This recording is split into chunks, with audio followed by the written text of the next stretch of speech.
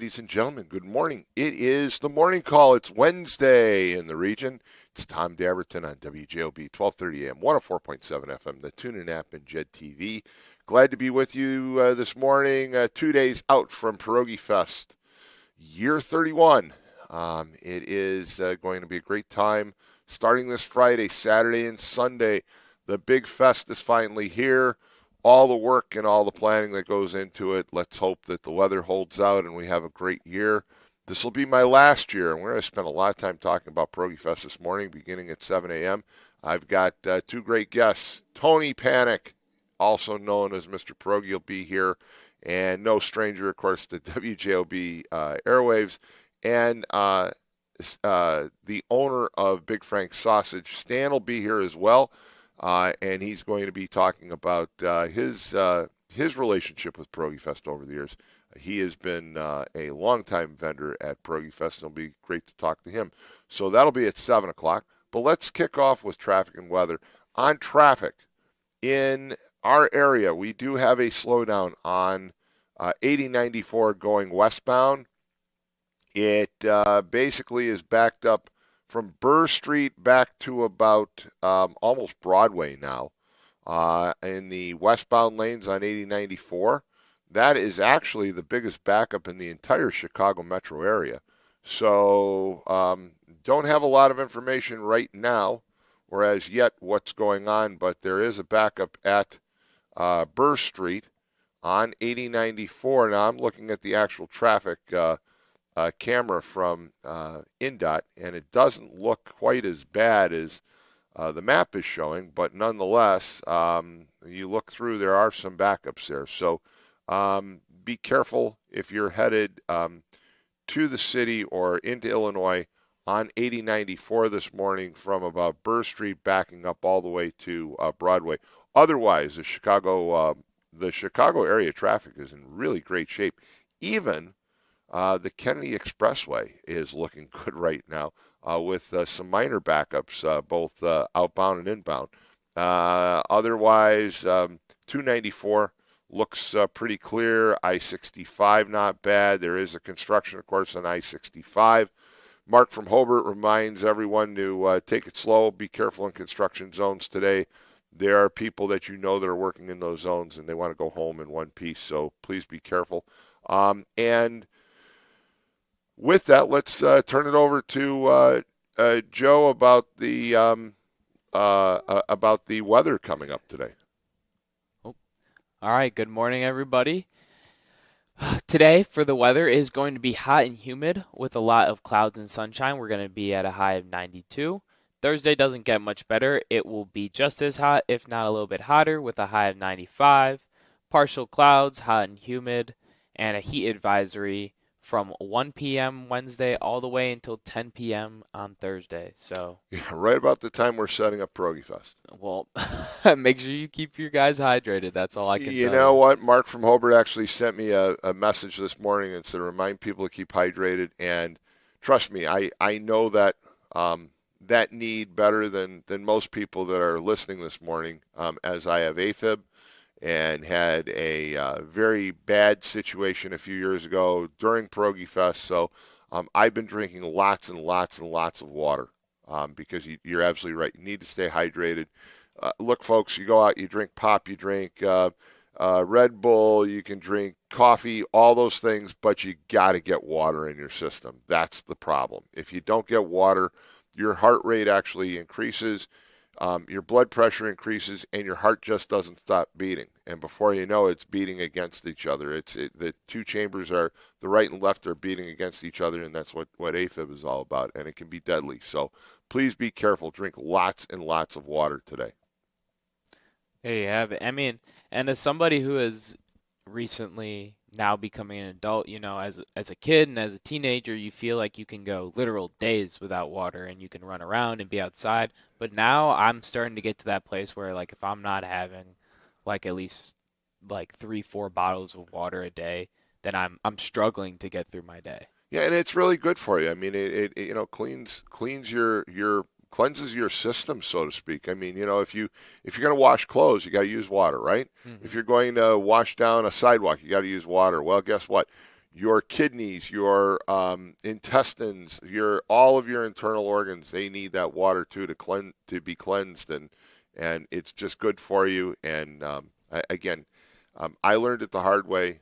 I've mentioned before I had a heart rate that was basically caught at about 303 beats a minute. So yeah, so you don't want to be anywhere close to that.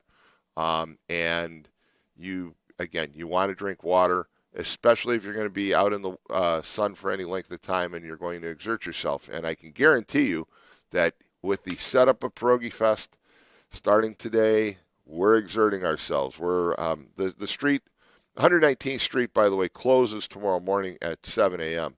We have about 24 hours to turn 119th Street into the biggest festival in Northwest Indiana.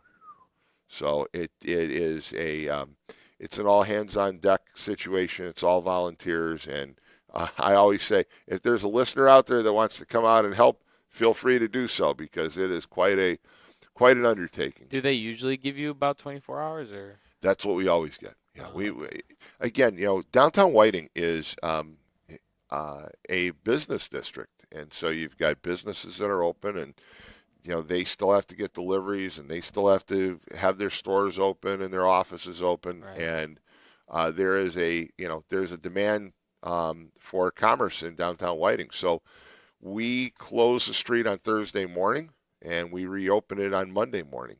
And it's pretty amazing that we can get that thing cleaned up as fast as we do. We actually get it cleaned faster than it takes for the setup. But there is a lot that goes into it. You've got 6 stages to set up, 2 giant beer gardens, all the signage, all the booths, all the not just food booths, but arts and crafters and specialty vendors and just everything that goes into it. And then, of course, people ask, we've got live broadcasts from the Chicago television stations led by CBS2, which will be out there broadcasting live. Their first hit is at 6:05 a.m. on Friday. And they're out there all day, all afternoon, all evening. And then Fox Chicago is out there live. And my guess is we'll hear shortly from ABC7 and from the others will be out there as well. So we've got a lot of preparation to do in a very short period of time. I'm going to have to text you on the side and ask where the best parking spots are because I'm not going to have you tell them on Best air. parking spot No, don't say it on air. Best parking spot is wherever you find it. No, that's really the answer. But you know what? We have a huge amount of shuttle spaces. So we have lots along Calumet Avenue, just south of the pavilion where Festival of Lakes is held. The city of Hammond is kind enough to let us use parking out there. So that's a great big area that they use for Festival of Lakes parking. We use it for Pierogi Fest parking. We have shuttles that run from that location almost continuously. We have parking at Calumet College of St. Joseph's over on New York Avenue. On Schrag Avenue, we have what's called the Globe Roofing, the old Globe site lot that belongs to BP Oil that holds, I believe, somewhere around 1,200 cars. We have a parking lot called the Barrel House at BP, which is on Front Street, the former Mascot Hall of Fame lot. So we have a lot of lots that we run shuttle buses to and from. And the shuttle bus is $5. And so, you know what? It's worth it. It gets you to and from. It gets you back and forth. A lot of people will forego the shuttle and just walk it, which is fine. If you want close-in parking, it's available for a contribution. St. John the Baptist Catholic Church, St. Mary's Byzantine Catholic, Sacred Heart, the Whiting football field are all available. They're nominal fees to raise money for those organizations, and it's money well spent because you're going to be very close by. But again, there is lots and lots of parking available. You just have to follow the signs. They're pink signs with arrows all over the place. Those will get you to the shuttle lots. Oh, there's also free parking over at Franklin School, and you can just walk from there.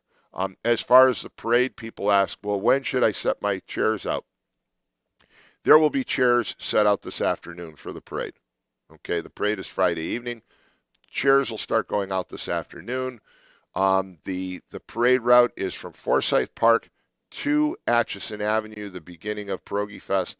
That's the parade route is entirely within the city of Hammond. And we did it that way a few years ago because we used to try and run the parade through the festival, and then we realized that we were putting people up against grills and hot areas in the food booths, and we don't want to do that anymore. So we run it outside the festival, but it's a huge, huge crowd. I mean, you're talking tens and tens of thousands of people. Chuck Pullen can tell you he's been out there many times. Mark from Hobart's been in the parade. Lots of people have been out there. I like to see MX and Mad Mac march in the parade this year.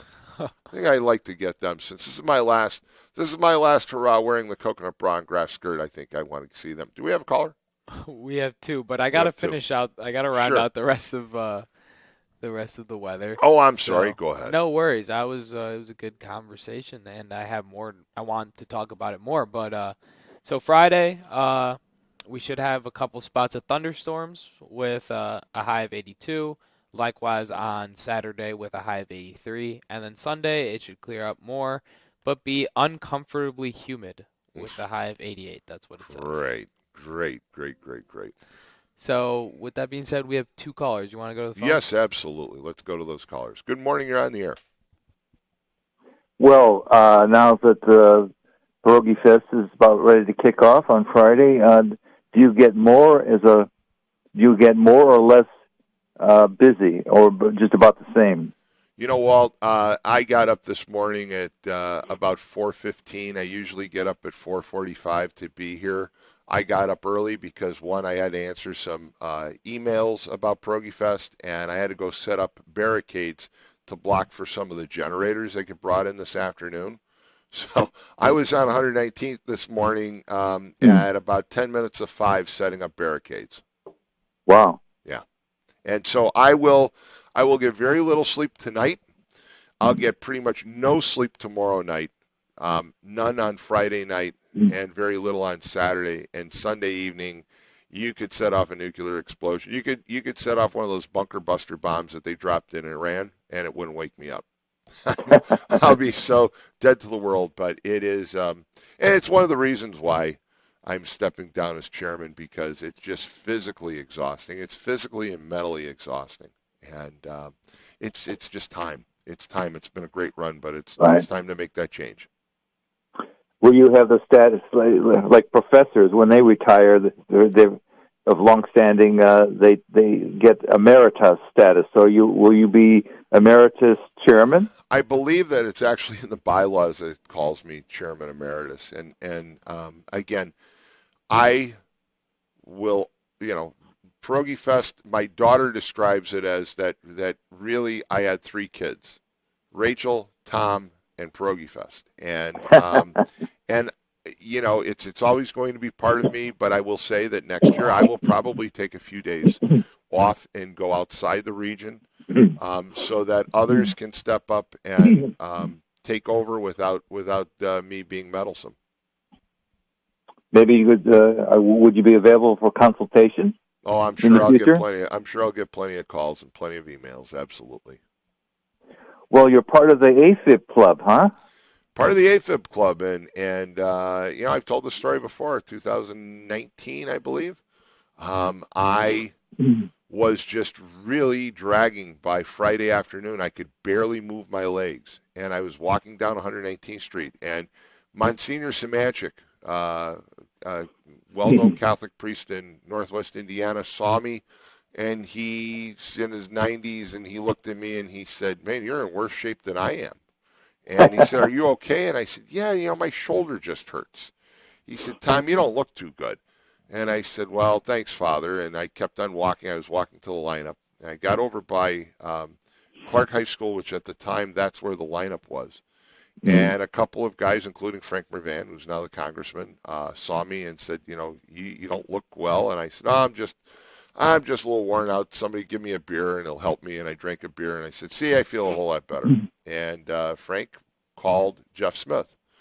And Jeff Smith is a longtime friend of mine. He was the fire chief at the time. He's head of the Port Authority in Hammond and owner of Frankie V's restaurant. And he said, "I'll be right over." And as Jeff tells the story, as he was going over, he's like, "Tom is pig-headed, strong-willed. How in the devil am I going to win this argument with him? If something's wrong with him, he's going to be so difficult." And sure enough, I was. I walked, he came up to me and he said, "Hey, people called. I don't think you're looking too well. I've been watching you. Tom, you're stumbling around. You need some help." And I said, "Yeah, well, not now. I've got to set up a parade. Talk to me afterwards. Tell you what, you can even take me in your fancy car. You can take me to the hospital after the parade." And Jeff goes, "Nope, not going to win this. You're not winning this argument." And I said, "Really?" And right then I turned around, and Jeff, of course, knows me quite well, and also had the cell phone of my daughter and my son, and he had called them. And I turned around, and Rachel almost burst into tears and said, "Dad, listen to Jeff Smith for once in your life." And Jeff got this big smile on his face and goes, "You lose, I win." And I walked over to the ambulance, and they took my blood pressure, and they took they did an EKG, and it came back, and I think it was at 260 at that point. Oh. And they said, "Look, we got to take you right now." And I said, "Well, I can't go. I've got to set up the parade." And they had the leads on me. Tom Smith was one of the paramedics, had the leads on me, and Jeff says, "You know what? He doesn't want to do it. Rip him off." And they literally pulled the leads off of me, to kind of get my attention. And Jeff says, "Okay, you want to get out of the ambulance? You get out of the ambulance." So I open the back door, and my son and about 5 of his friends are standing there screaming at me, "Get back in the ambulance." And that's how I saw that parade. And again, I kid him about it, and he says, "Don't say it on the air so much because people get mad at me." But Jeff saved my life. He did. He insisted that I was going to go to the hospital, and he was right. When I got to the hospital, that's when the emergency room said, "You just peaked out at 300. Ouch. Yeah, you're going to be here overnight." And they pumped me full of stuff, and then when I was released, I went to the University of Chicago, and a Dr. Sorrentino, who is a cardiologist, said, "Look, you have AFib," and I've had some surgery since. I've had ablation surgery, which is really, really taking care of most of the problem. But once you have AFib, you never really get out of it. So I don't have the big, massive attacks like I used to have, but I still have some episodes of AFib. And what's really crazy is my dog, Duke, the golden retriever, it appears can detect AFib before I can. So Duke will sit next to me, and if I'm in AFib, he puts his head either on my chest or on my leg, and he will not let go. And you can shove him away, and he comes right back, and it's like a boomerang. Well, you push him, he comes right back. And not only can he detect it in me, but he's actually detected it in other individuals, where he will go up to them and put his head against their leg and not leave their side. And then they're like, "What's wrong with your dog?" And I say, "I think there's something wrong with you.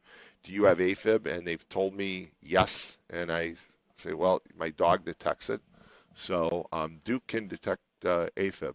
So very, very, very serious situation that you have to be careful with, no doubt. I'm also a member of the AFib club, and it was detected 20 years ago when I was in my mid-60s, and there was nothing dramatic about it at all. I was just at a routine annual physical, and the doc says to me, "You've got an irregular heartbeat." I said, "What?" I didn't feel a thing, nothing. And she said, "I'm going to send you to the hospital to get an EKG to confirm this." And then there was confirmation, and then she sent me to a heart specialist. And I was sitting in the waiting room, and I started talking to the nurses, and I said, "Is it normal for a man in his mid-60s to have this kind of a problem?" And they looked at me and said, "We have people in here who are in their 20s and 30s. Mm-hmm. Yeah. Really?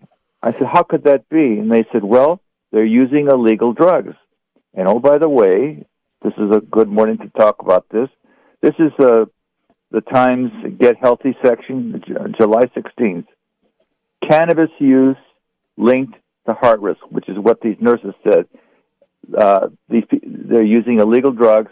And this item says, "A new study shows that using marijuana can increase a person's risk of cardiovascular issues. Researchers at the University of Toulouse in France found that adults who use cannabis are 29% more likely than those who do not to develop acute coronary syndrome. Well, in fact, it's on some of the survey forms that you now fill out when you go to cardiology at University of Chicago. So they actually ask that question. I always chuckle. It's like, no, but they ask, are you a regular user of cannabis or cannabis related items, and that's one of the questions that they've asked. So on one of the surveys that I've taken, but again, AFib is one of those things. It can occur naturally. It can occur because you become dehydrated, like me. I will say this: I have some permanent issues with my heart because of the AFib. I ignored it. I knew that I had it, but I ignored it. I didn't do anything with it. And when they did the ablation surgery, it took twice as long because they had to drill a hole through the center wall of my heart to get to the other side. It was, and they said, it wasn't just the fleshy substance that it should be. They had to actually put a drill in there and drill a hole to get through. So it's not something to fool around with. It can cause a stroke, it can cause a heart attack, and it most definitely can kill you. So yes, you need to take care of it. So thank you so much, Walt, for calling. If you want to call back, please feel free to do so. 845-1100. Let's take a couple of more calls and we'll go to a break. Good morning. You're on the air. Hey, good morning, Tom. I was going to change things up a bit. Sure. I've had a lot of really early starts, so I'm usually on the job before WJLB would go live in the morning. This is really some old news, probably about a week old, and I just checking to see if I heard this correctly. I guess 3 states, the state of Illinois, the state of Minnesota, and I'm 99% sure it was the state of California, are starting to kick illegals off of the Medicaid rolls at the state level. My understanding is that that's correct. It's basically Medicaid is a federally funded program. So my understanding is that people are being removed if they're illegals. That's correct. That's what I've been told. And I wasn't sure that was accurate because I haven't heard the media go on and on and on about states balancing the budgets on the backs of brown people. I've heard some comment. I have heard some reports talking about how, basically the claim that I think Adam Schiff, for example, made, people will die because of this. So I heard his quote. But again, it's a quandary. Look, I believe that if somebody needs medical assistance, you have to provide it to them. And at the same time, there's the whole argument about they're here not legally, and how long are they going to be here, and how long do we treat them, and all those kinds of things. So it's a quandary that I can understand all sides of it. I mean, again, if I'm laying in the street bleeding, I need medical attention, right? If I have something wrong with me and I need medical attention, I should be able to get that attention, and that's part of the argument that is made in favor of the individuals that are here illegally. And then the other is they're coming here and they're costing us a fortune, and they're using basically programs and funds that are set aside to take care of Americans, and there are plenty of Americans that are living on the street homeless and not getting any medical attention either, and it's in part because the system is so jammed up by illegals. So I've heard both sides of the argument. Well, what got me was, and I can't, I'm not going to say I can pinpoint the exact date, but I do remember when the illegals were really starting to be bussed up to Chicago. The common retort was, well, these, and even before they came to Chicago, when they were coming to this country, that they're not here for any handouts. That they don't qualify for them because they're not American citizens. And I just find it kind of ironic that all of a sudden, at one point, we were told that they're just here to work. They're going to be beneficial to society as a whole. They're not going to be eligible for any of the social programs. Well, And then all of a we sudden, were told a lot of things that didn't transpire, or were told that were totally untrue. And I will say there is no question. There is great evidence and great proof that that illegals have been very costly to this nation, especially at the state level, but also at the federal level. Under the Biden administration was giving great big billion-dollar grants to cities like Chicago. What bothers me about the whole the illegal immigrant situation in Chicago, for example, is the fact that if you go to Taylor Street right now, if you get off the Ryan at the merge, if you get off at Taylor Street, you will see a whole series of tents. Those tents are homeless people. They live in Chicago. They're out there in the cold. They're out there in the heat. They're out there. Many of them are veterans. These are people who serve this nation. They are getting next to zero as far as assistance. But we were putting these illegal immigrants up in hotels, in schools, in YMCAs throughout the Chicago area. They were being given cards to go out and spend money at Walmart. They were given cell phones. They were given all kinds of things. And we didn't take care of our own, the veterans. If we didn't have people living on the street at Taylor Street or under Lakeshore Drive, under Wacker Drive, it might be a different story. But we have all these homeless people in Chicago, many of whom serve this nation as veterans. And we aren't doing a darn thing for them, but we're doing just about anything and everything for the illegal immigrants that came here. And to me, that doesn't seem right, okay? Again, I get it. I'm a Christian. I believe in caring for my fellow man. But when you've got people who put their lives on the line for us, who served this nation, and then came back and had problems and ended up on the street, and they're living in tents, you go by it in the middle of winter and drive off, again, pull off at Taylor Street and see how those tents are being crushed by ice and snow, and they're ripped open, and nobody cares. Nobody cares about them. I'm not nearly as good a Catholic as you are, Tom. I'll readily admit that. And if somebody is, in physical pain or hurting, and we have just a moral obligation. If you're a human being, it's your job to help them out. Right. But when a nation's policy is to just turn your eyes and let everybody in that can make it across the border, tell us that they'll cost us nothing, and then when the bill comes due, act surprised that it costs us, I believe the state of Illinois came up with, and I know this is a low number because I know it for a fact, because at one point it was at the end of 1 year, and it wasn't even the full year, it was $350 million that the state of Illinois and the city of Chicago had spent. Now they're saying it's $400 million, which is, I can't believe it's that little. No, it's far beyond that. I've seen reports that put it at $1 billion. But my point is that, and this is a poor analogy, I'll readily admit that, yeah, you deserve to be helped. And as a nation, all we seem to do, what we seem to have done with the immigration policy is hit ourselves in the hand with a hammer, and then can't figure out why it hurts. I agree and with why you. we're in the hole. And it boggles my mind because I'm sorry, Tom, I got to say it again.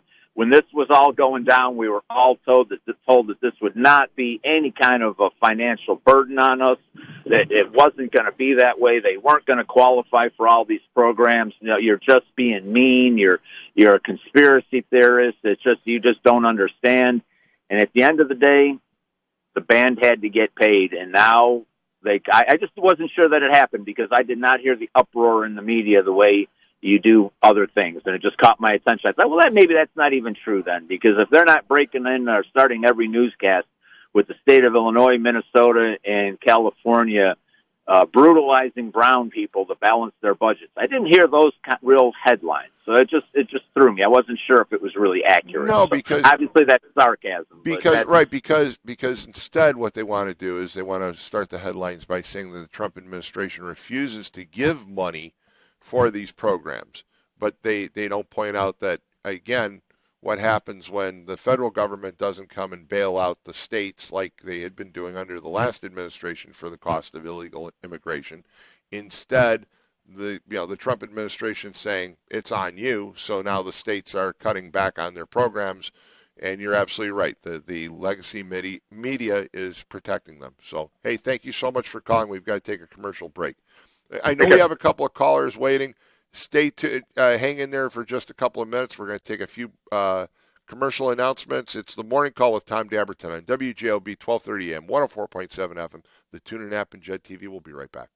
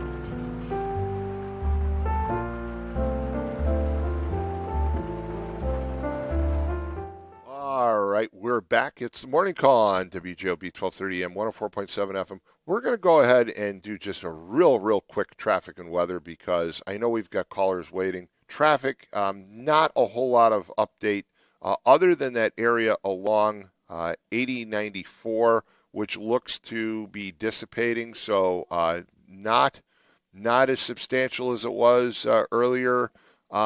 Traffic in the Chicago area. The only area now really to stay off of would be the Kennedy Expressway going out to O'Hare. Looks like it's bunching up. Also some Increased traffic on the Stevenson, the Eisenhower 294 is clear. I-65 looks pretty good. Remember, there is a construction zone near 61st. With that, let's go to quick traffic, and then we'll go right to the calls. All right. For the weather right now, it is going to be a hot 92 today with a heat advisory starting at 1 p.m. Not many clouds, just a lot of humidity. And then tomorrow it gets a little bit worse with a high of 95, much of the same with the heat advisory ending all the way at 10 p.m. tomorrow. And then for the weekend, it'll start to storm a little bit on Friday and Saturday with likewise highs of 82 and 83. And then Sunday will cap off an unusual week of weather with a pretty nice 88 and a little bit of clouds. And that's your weather for the week. All right. Thank you very much. Let's go right to the calls. I know we had people holding, so let's get them on. Good morning. You're on the radio. Good morning, Tom. Here we got a lot to talk about here. Sure we do. First of all, when I go to the store, Yes. I see all kinds of fruit, and Hunter Biden, the smartest man Biden knows, who f-bombs constantly in that interview. Wasn't that egregious? I mean, can you not? You try and present yourself as intelligent, okay? And it's one of my knocks against some local people, including Mayor McDermott. I've been on his podcast before, and I said you need to put a swear jar in. Okay, you want to identify yourself as intelligent. Don't use obscene language like Hunter Biden. It's embarrassing. He can't stop. He can't say one whole sentence without an F-bomb. It's embarrassing.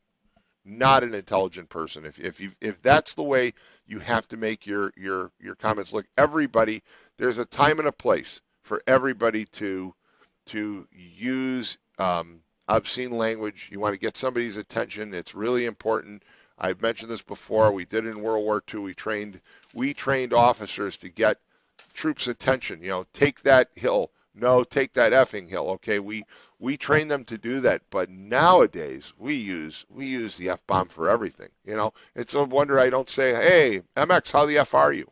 I mean, really, it's ridiculous. It's just ridiculous. We use it as a greeting nowadays. We have people wishing people a Merry effing Christmas. Just ridiculous, embarrassing. I'm sorry. Go ahead. Yeah.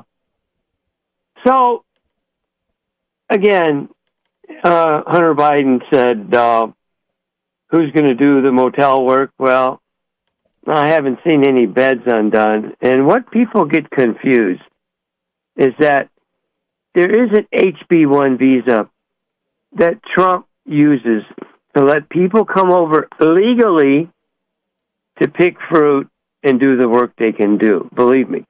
It's called an HB1 visa. If there wasn't people picking fruit, why is the store so full of it? So, you know, I really don't care for that argument.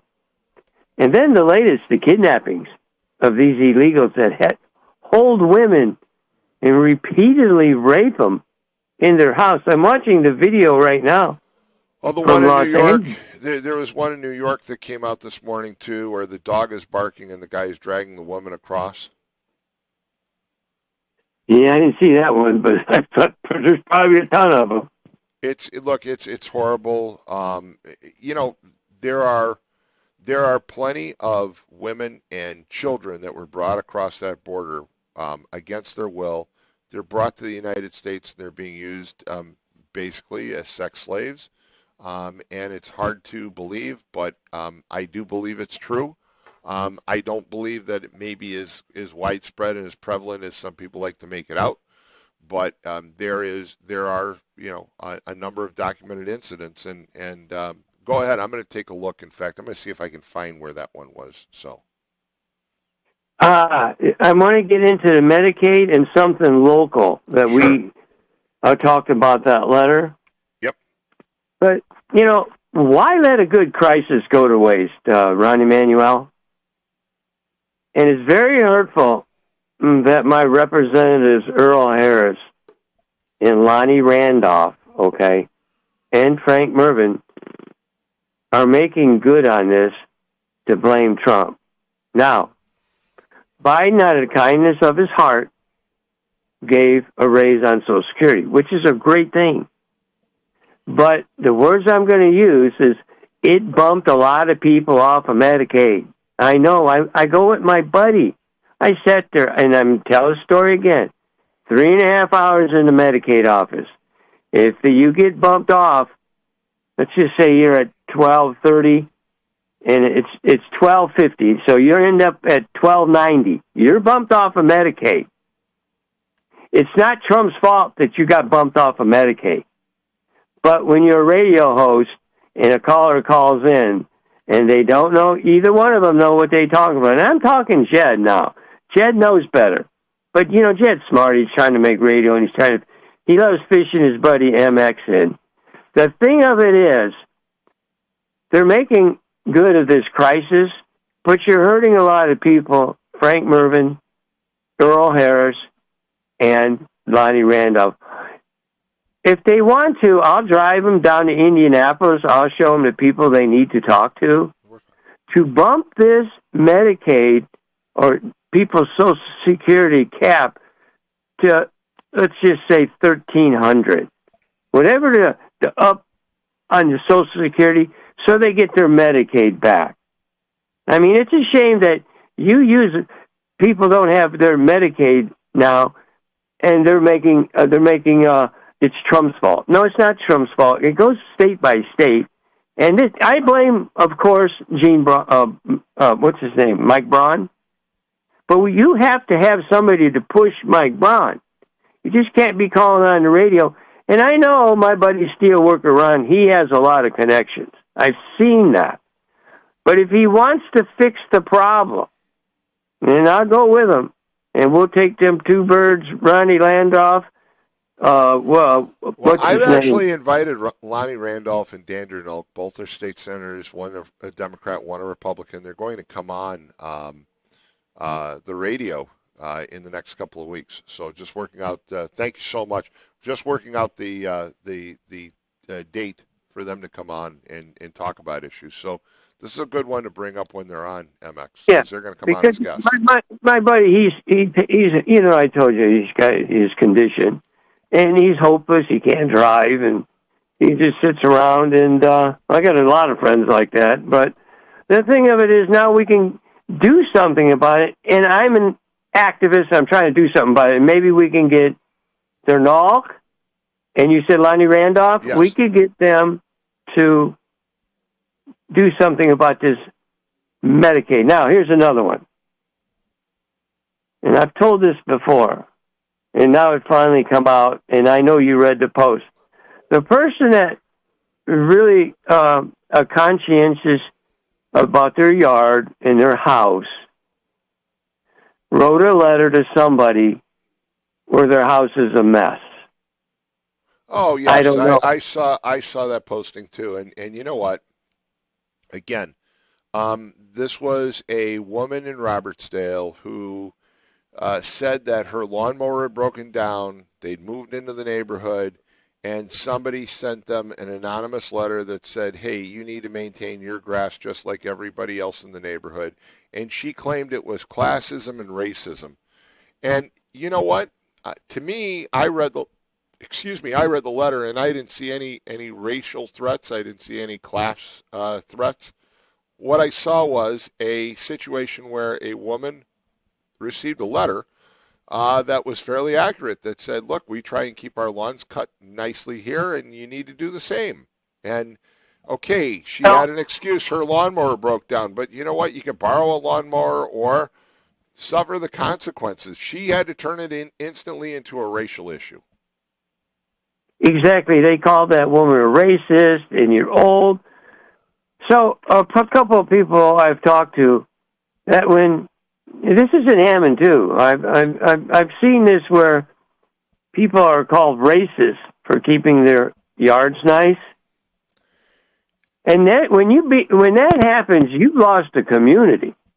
If you're making MX, look, you keep your yard very nice. I keep mine very nice. I mean, that's what you do, one, to take pride in your own property as well as your neighborhood. And so if you're not cutting the grass and somebody sends you a letter, it wasn't full of F-bombs, by the way, so Hunter Biden didn't write it. It just simply said, You need to take care of your grass. You need to take care of your lawn.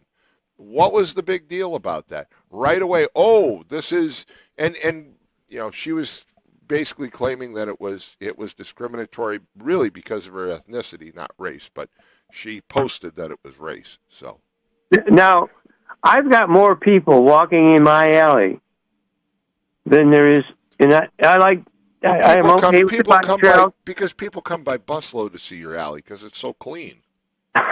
Well, you got the guy that cuts it now. He does a great job, and you got to thank Hammond for what they do, the workers, But Hammond workers are great. Yeah, you should see the people that walk this alley, and the kids are riding bicycles. They're playing soccer. This July 4th, they were playing football in there. I've got more people walking here in this alley, this double alley. It's supposed to be a park. It's considered a park, and the Parks Department does this. But I want Ron to call in, my buddy steelworker Ron, who I shook his hand, by the way. Good for you. Good. You should. Yeah, I shook his hand. I want him to call in and say, you know what, we're going to do something. We're going to call the people he knows. He's going to call them, and we're going to march down to Indy there, and we're going to get this cap from $1,250 to go up to $1,300, because I'm tired of Mervyn and the rest of these people making a crisis out of this when we can just raise the cap and they get their Medicaid back. One more thing. You going to join me Friday in the Pierogi Fest parade? Want a lawnmower? Yes, with a I got a lawnmower for you. I think I made a lawnmower thing with Jen or something like well, that. I'm going to make... you call me off the air and let me know, all right? Thanks, man. Bye-bye. All right, take care. 845-1100 is the number to call. We've got more callers. Good morning, you're on the air. Hey, before I get to my point, was the lady who didn't mow her lawn, was she black? No, she wasn't. And of course, she said racial, but I think she meant because I'm taking it... Why would she say racial then? Because I'm taking by her name that she's Hispanic. Oh. So, first and foremost, right, baby. Mow your lawn. Mow your lawn, you lazy ass. I know I'm going to see you at Pierogi Fest, but, it's my last Pierogi Fest as chairman. You going to join me in the parade this year? Pushing along. Never have, and never will, which is the reason I called. Listen, I just wanted to call and congratulate you on coming up with the idea of Pierogi Fest. After doing it for 75 years, I congratulate you. And I realize at the age of 25, when you came up with this idea, I wish you the best. I'm sad you're retiring from it, but also that it'll be your 100th birthday at the same time. I wish you all the best, Tom. Way to go. Way to come up with the biggest Polish party on planet Earth. Well, again, there were three of us. Just want to point that out. There were three of us. Marty Dybel. Well, what a nice guy to spread the credit. Who are the other two idiots? Feel free to name them. Oh, you're fun. You're fun. Who are they? Hey, Who are the other two guys? I named them. Marty Dybel and Darlene Bierling. Well, congratulations to them. I know they're at least 40 years younger than you, but like I said to you, Tom, great work. And I wouldn't be really retired because I'm guessing they're going to need you next year. You know what? I'll tell you what. I'm looking forward to being out there this year. I'm looking forward to seeing people. Obviously, I know I'm going to see you. I really the parade is one of the more classic things in the region. I've been going 20 years, and I wish I would have missed none of them because it is so funny. It is unique. It is unique, and we have lots of entries this year. And but I'll tell you what, man, Mac, you changed your mind. I got a lawnmower waiting for you. No. I can barely drive a car. Besides, I got to go steer myself down a pickleball court now. I've got one for you. I'm going to change the subject for just a minute. I'm going to throw this out. So, there is a restaurant just down on US 41 that I've gone to several times. What town? It's in Highland. It's a Mexican restaurant on Indianapolis Boulevard. El Jefe? No. Riviera Maya. Oh, yeah. What about it? That they now have a built-in 20% gratuity on the bill. Not going then. I did not realize that. I I just used saw to this. love that place. I Well, haven't gone in a okay, while. so I was there the other day with my wife Donna and her son Connor, and Connor said to me, he said, "Oh, did you see on the menu?" And I said, "See what?" And he said, "See this," and he hands it over. It says all bills will include a 20% gratuity, and I'm then out. they give you the bill, and they want you to. Then they say, "Would you like to add a gratuity?" And I looked at the printed bill, and it said 20% gratuity. But then they ask you, "Do you want to add a gratuity?" So I said no, because if I'm already giving 20%, why am I adding a gratuity? To me, Well, that's was wrong. the 20% on the bill then already, or no? Absolutely, 100%. I have the receipt. So you have, the bill, let's say it was $90, and then it added in the gratuity of 20%, so it added 18, and then they hand me the receipt and said, "Would you like to add a gratuity?" It's like, well, no, there's a gratuity already on there. No, I would have said, yeah, I'd like to add a minus 40% gratuity.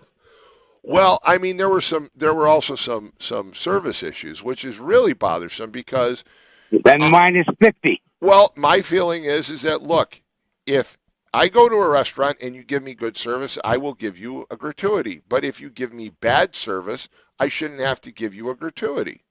I might give you a small gratuity, but I'm not going to give you 20%. And unfortunately, at that restaurant, it's now built in to their bill that you pay a minimum 20%. And I was there about a month ago, and I gave them 20%, which means that I gave them 40%. Well, right out the door, my ass doesn't even hit the seat if I see that in advance. Yeah, because if totally the service shocked on is that one. crap, I'm still supposed to tip for that? I tip 30% almost everywhere, no matter what. Well, here. Bill's $10, I give them 20. Bill's 50, they get 75. All right, here. If they're decent. I'll give you an example. So I went in and I said I wanted a Coke. We don't have Coke, we have Pepsi. Okay, I'll take a Pepsi. Well, our Pepsi machine is out, so we don't have any Pepsi. We have Diet Pepsi, but we don't have Pepsi. That's strike one. Okay.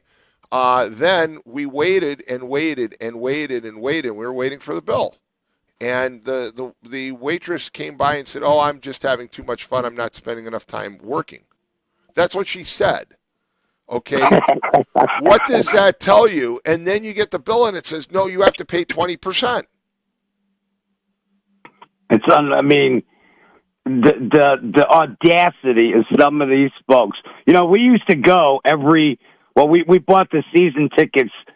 My sister started this with my mother, and then a couple more of us got involved, but we had season tickets every year for probably 15, 16 years over at Munster Performing Arts. And then when those goofballs screwed everything up, we then said, we're out, and we went over to Drury Lane in Oak Brook. Very nice, beautiful place. The shows are just as upscale as you can be. I'm not saying it's a Broadway production, but it's really, really close. And the tickets are about, maybe $100 each. At halftime, they have a girl standing behind a desk. You can get a can of soda, a can of beer, candy bar, whatever. Right. And they went all electronic. So I walked up and got like a can of Diet Pepsi and like Junior Mints. And the girl, holds the thing up, touch your credit card. And she says, "And would you like to leave a tip?" I go, leave a tip. I go, and there's a place you can write something. So I wrote, "Plant your corn early." I knew you'd write something like that. I wrote, "Here's my tip. Plant your corn early." Click, paid. And she looks and she goes, "Plant my corn early. What does that mean?" I go, "Okay, don't even ask. I'm leaving. That's your tip, sweetie." But you know what? You've talked about tips before. You have no problem giving a good tip for good service, right? No, I'm always I'm way over all the time. But is it right to put into a bill that says automatically you have to give 20% to us even though we gave poor service? Up your ass. Absolutely not. I'm walking out with a chair then. I'm taking $10 in candy off the counter. Take one of the margarita glasses or something. Yeah, take one of the glasses. The margarita glasses that's are nice. ridiculous. That place That's is a ridiculous. little bit I mean- taxed too in general to even begin with. It's a little what? It's a little bit taxed for their. I mean, I don't know. Yeah. I don't know what I'm allowed to say on air. No, and you what can say what But like, say what you yeah, want. I don't Just think put your it's- finger on the dump button. You'll be all right. Just I don't think that the quality of food is that high. The service has never been crazy to me, and I think it's a little bit expensive. And then to now add a 20% gratuity tax, I think that's Yeah, pretty crazy. and by the way, they painted the tables and they to give it kind of this Mexican flair. They painted stripes on the tables and the table stripes now stick. So when you put your hands down, it's sticky. And they said, "Oh, it's the table. It's not." You know, they came over and cleaned it. But I mean, when we first sat down, Connor and I both. I mean, we're glued to the table. You know, I usually go to Asada Grill. I'm sorry, Asada is much better. There are a lot of Sod and Highland's really good. I like that. Very places. good, very good. There are a place. lot of authentic places in this area too. Yes, there are. On both sides of the border. There's lots of great places, but you know, we there's were no just need. looking for somewhere different. And Connor lives in Iowa. He came in for the weekend, and you know, we've been to Asada Grill, and he's like, no, I kind of like Mexican, Tex-Mexican. Okay, so I said, well, let's try there. We've been there before, and the you're right. The food was not as good as it should be. The quality of service was really not good at all. I mean, when the waitress says, "Oh, I'm sorry, I'm just playing too much and not working hard enough," it's like, okay, that's a problem, right? And then they hand us a bill. No, but here's 20%. You owe 20%. It's like Never. No way. unreal. Hey, Not thanks, doing Mad it. Mac. Have a great day. Take care. Congratulations, though, Tom. You've done a great job. Thank The you, region sir. loves you for doing it. And that's the only reason we love you, though. The rest of your escapades are a little bit to be desired. All right. Thank you, Mad Mac. That's the nicest compliment I'll ever get out of you. All right, 845-1100. We have another caller, or we want to take a break? Let's take a break. You're listening to the Morning Call on WJLB 1230 M, 104.7 FM, the TuneIn app, and Jed TV. And when we come back, we've got some great guests. We're going to talk about Pierogi Fest, so we'll be right back.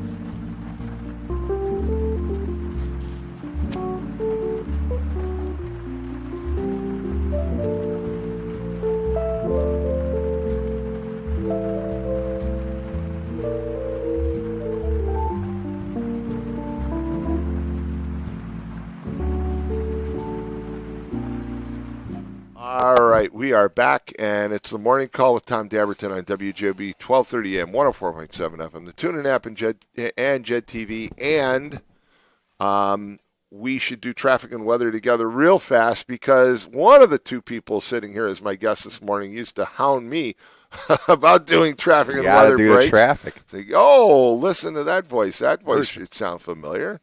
Anyway, so let me do traffic real fast. The issue on 8094 near Burr Street seems to have dissipated. It's showing that traffic is now moving through at the limit. I-65, the construction zone, doesn't look bad. I'm looking at a camera right now. It doesn't look too bad. Looking at the Chicago expressways, Bishop Ford's okay. Dan Ryan's starting to back up, kind of the usual spots right around 35th or so. The Stevenson, the Eisenhower, the Kennedy all have backups. If you're going up to O'Hare, you're going to take 294. Looks pretty good overall. Not too bad for a July summer Wednesday. And with that, we'll go right over to weather. Joe? All right, and for the weather today, it is looking fairly hot with a high of 92. It's going to be very humid. And as for tomorrow, much of the same. A little bit hotter, however, with a high of 95. Still going to be partially cloudy and very hot and humid. And then as for Friday, Saturday, it is going to be pretty identical with highs of 82 and 83 and spots of thunderstorm throughout the shade or throughout the afternoon. Okay, and then for Sunday, it'll round shade. up. Yeah. What time of the day is that? I don't know. I'm all over the place, I guess. But on Sunday, it'll round out a very bizarre week of weather with a high of 88 and partial clouds. I like those temps. Yeah, well, I like the use of the term bizarre because it is bizarre. Yeah. Again, Pierogi Fest is this weekend, folks. It is Friday, Saturday, and Sunday. You heard the compliment from Mad Mac, which never ever occurs. Wow. It was like, wow. Trust me, Joe. We're saving that. Okay, we're saving that. We're going to run that like as a lead-in. YouTube, on the radio. We're going to run it as a got lead. it everywhere now. Yeah, we're going to run that as a lead-in. But anyway, Pierogi Fest is coming up this Friday, Saturday, and Sunday, and I've got two guests that know Pierogi Fest extremely well. The first one, people will recognize his voice. Because he was associated with WJOB for many, many years. Coffee pot still doesn't work. I don't know what's going on around here. And let me just announce, we are now adding a 20% gratuity on all guests so that we can buy a decent coffee pot here at WJOB. So it's a mandatory 20%. Well, I think we're not serving Mexican food here. No. Just the basic stuff. But yes, happy to be here, Tom. Tony Panic, everybody. Yes, Tony WJOB. Panic.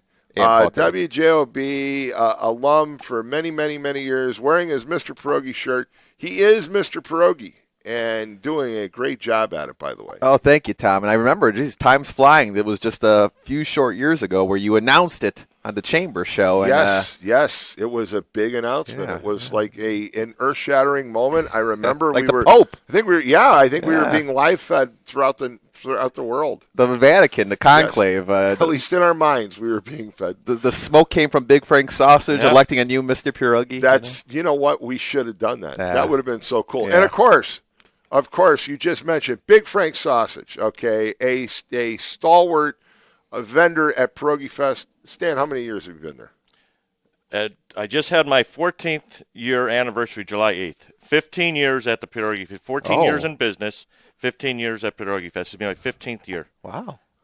So you started before 1 year the business. I started the year before. I came, and Tom will tell you the story, and they denied me, but then I brought my sausage in, and you guys approved me. Yep. And I tried for many years before, so I says, I'm going to take my product over there, and they're going to try it, and once they tried it, they gave me a booth. It's amazing. Yeah, and I mean, it's not only do we give you a booth, but just to show the importance of Big Frank Sausage, Big Frank Sausage is the closest booth to the Chamber office. Yeah, it is. There you go. Yeah, and it's not by happenstance. It's by design. I mean, so great food, and so welcome. Thank you. So guys, tell listeners and viewers what to expect this weekend. Well, you know what? It's just the wackiest 3 days. I've been going since I was a little kid there, Tom, and then from there, accepted into the Lawnmower Brigade, which I think you got MX and Mad Mac this year. It sounds like Mad Mac is going to be our basically our drum major. There you go. You Mad always Mac needed is one. going to lead. He's going to lead the lawn mowing team. Basically down the street. He's going to be our drum major. There you go. Stan, you're going to have to leave your booth to go see that. Oh yeah, Help him out. I have to take my King of Kielbasa. Exactly. There you go. But it's a great time. As being Mr. Pierogi, I see it from a different vantage point now, and it's just a blast. I mean, the vendors, the music, the crafts, just the atmosphere. Mr. Pierogi Song Fest. The Mr. Pierogi Song Fest, the Busha Cooking Show, the Song Fest, 1 p.m. on the Oliver stage on Saturday. We got a brand new song this year. Halupki guy wrote a brand new song, so he's debuting that at the Song Fest. And at we 1 should p.m. probably point out Mr. Halupki guy has a connection to WJOB too. You know what? Not? There's a weird theme going on here. Joey. Joe is going to become. There might be a new character in the future here. What happened to that bear? Bring I that would back, love to that be a bear. Mr. Pierogi successor, maybe many years down the line. There you go. It's planting the seeds already. The bear. The problem with the bear was Yeah. is that it's a fur costume, and it's 95 degrees, and you're trying to get somebody to wear a fur costume at Pierogi Fest. Well, you got, Miss Pierogi, Halupki guy, Miss Punchki, the Bushas, the Pierogettes. And, sometimes you try characters. Those stood the test of time, but the bear, Well, actually, funny story. My dad at Costco likes to do a Christmas party with all of his for all of his employees and stuff. And he made me come out as the Grinch. He makes me dress up as the Grinch, and they bring their kids. Experience. And I Remember that. Well, I think that Costco instead should feature all the Pierogi Fest characters. I doubt Because- he would probably be for it, honestly. Well, Tony's always willing to go to a location like yeah, that. I mean, pop sure. up randomly. I was at a Free food. I was at a retired party a few weeks ago. The colonel won't have to worry about cooking. There you go. Got the free food. But no, I mean, if you've never been, you gotta go at least once in your life. And people always come back once they go. And so. by the way, two big performances. Five for Fighting is Saturday night on the main stage at 8:30. Great concert, free concert sponsored by Hard Rock Casino. Again, love it, free. Yeah, absolutely. And you'll be up on stage helping to introduce it. Be there, yeah. And then on Sunday, Yes. are you smarter than a University of Chicago physician? And I don't know if you've heard who the local lineup is. The local contestants this year. It's changed. Slightly. Okay. Mark Chase, executive editor of the Times. course. Okay, so he was there last year. Matt Schufert, CEO of Hard Rock Casino, Northern Indiana. They're the experienced part of the team. Okay. But then we have some new entries. Oh, no. Okay, we have some new entries. We have Matt Maloney, Oh, also connected to WJOV. Smatt Maloney is no baloney. It's Matt Maloney. He knows is some stuff. going to- Yeah, he's yeah. going to be playing. Yeah. Sherry Ziller okay. from the RDA, Yeah. the CEO of the RDA. Wow. And Sherry actually grew up in Whiting, Robertsdale. Like me, she went to George Rogers Clark, and so she is looking forward to it. And I think she'll know some great answers. And Debbie Bachman Oh, wow. from Purdue Northwest, Yeah. who also happens to be my cousin. Wow. So there's a connection back to WJLB, another one. It all ties together. But yeah, so those are the five local contestants, and they're going to be playing against some very renowned physicians, some people that are known in the medical field as some of the brightest doctors in the nation, and they're going to play against these local celebrities in Are You Smarter Than a University of Chicago Physician? And for the second year, it's Phil Talon as the host. Got to bring Phil And back. you gotta admit, Phil Talon was the ultimate game show host. He's like Ryan Seacrest. It is. It's like watching Ryan Yeah. Seacrest. He's that good at it. He's really good. And then, of course, Mr. Pierogi is out there. And when people keeping score. when people get the answer right, you get to fire off those confetti cannons. And we bought new ones. New ones. Oh, I know there was some issues with that last time, but the new ones this year. But they're also the celebrities are defending their title, right? They won last year by the like 1 local point. celebrities won by one point, so it's a rematch. And I remember last year, I think it was Mr. Halupke guy who was taking the confetti cannons weren't working, so he was just like taking them and like tapping them, breaking them open, just throwing the stuff. It works. He gets things done. Absolutely, he does. Absolutely. So all kinds of entertainment, but let's talk about food. Oh, so Stan, get hungry this morning. we have more than 75 food booths, and there is just all kinds of food out there. But tell people what you have at your booth. This year, we're going to keep the same menu as last year because we had record sales. We're going to have our stuffed cabbage, guamki, cabbage and noodles, Polish sausage, Italian sausage, 4 flavors of pierogi. Yes, and we have a platter, too, with a mixture of everything. And you're going to make sure that you keep some Italian sausage of course. in reserve. I know right? you like the Italian with the giardiniera. That's a absolutely. fantastic thing. No, it is. Okay. So I love Italian sausage. Yeah. All right. But you have to go. You have to experience Italian sausage at Big Frank Sausage. yeah, Okay. for sure. And the restaurant's great. Okay, and we want to give the hours and all the information about the restaurant because you can have kind of Pierogi Fest 24/7, 365 days a year. It's a mindset. At Big Frank Sausage, okay? But out at Pierogi Fest, there's just something about it. My body is like beat to death with all the stuff that goes on, and I get rejuvenated. and Stan stands there, and he's like, "Are you ready?"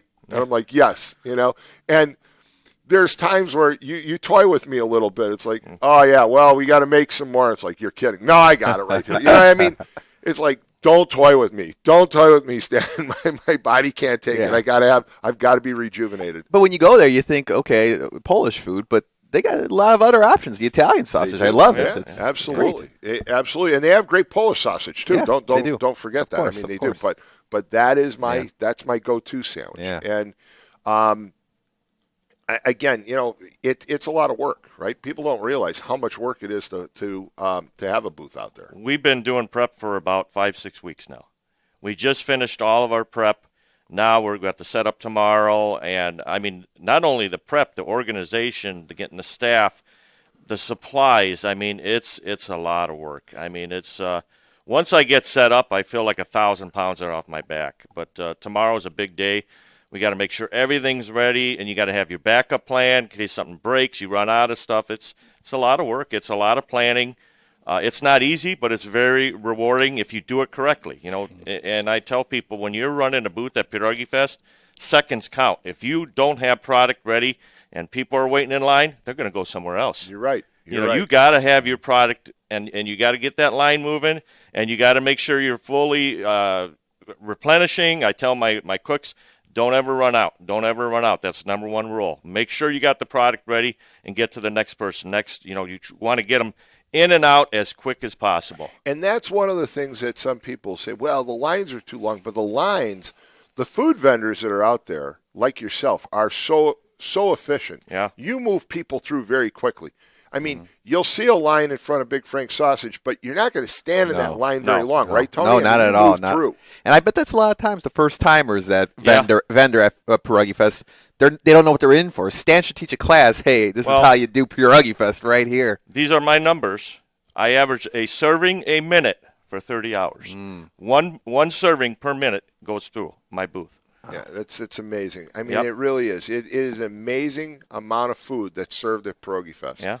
And people come out there, and we get all the Chicago news stations, and they come out and they look at it, and it's just fun because some of the reporters have been there for years, and some of them it's their first time, and the ones that are first timers are like, this is almost. I had one reporter from CBS2 last year who said to me, this is almost insane. I've never seen so much food and so many people move through so fast. Yeah. But that's the key. I mean, right? You can't have people standing there for 10 minutes waiting for you to make them their sandwich. They want that right then because if not, they're going somewhere else. And so it's amazing. It's like an assembly line. You get like we do our sausages, we put it in the steam table. Then I got somebody pre-cooking it, and then I got somebody cooking it. And meanwhile, we got pierogi going, we got the stuffed cabbage. You've got to have your cooks always ahead of the game, because 1 minute you think you're caught up, and then you got 20 deep. Yeah. And I remember last year how many times I jumped in that booth. We had a line. All right, we're going to get this line down. We're going to have 4 or 5 of us, and we couldn't get the line down. It was incredible. Yeah, and again, we have just a massive menu at Pierogi Fest, about 1,400 items on the menu this year. So lots to enjoy. And not the same item, all different items too. 1,400 different items. Yeah. And one of the things that we've done over the years too is, to me, I think this has been a hallmark actually of the festival, and it was I admit it was my idea. I'll take credit for it. There you go. That we limit certain duplications. Yeah. So you can find a lot of vendors that have ethnic food because it's what it's all about. Yeah. But when it comes to the regular so-called festival foodstuffs, you have one or two elephant ears out there. Yeah. You have 1 or 2 shake-up lemonades.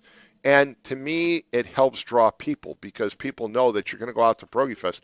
You're going to taste all kinds of things. And even the stuff that you have, your stuffed cabbage is different than another vendor's, and people have to taste and sample all the different food stuffs that are out there because it's just such a large menu.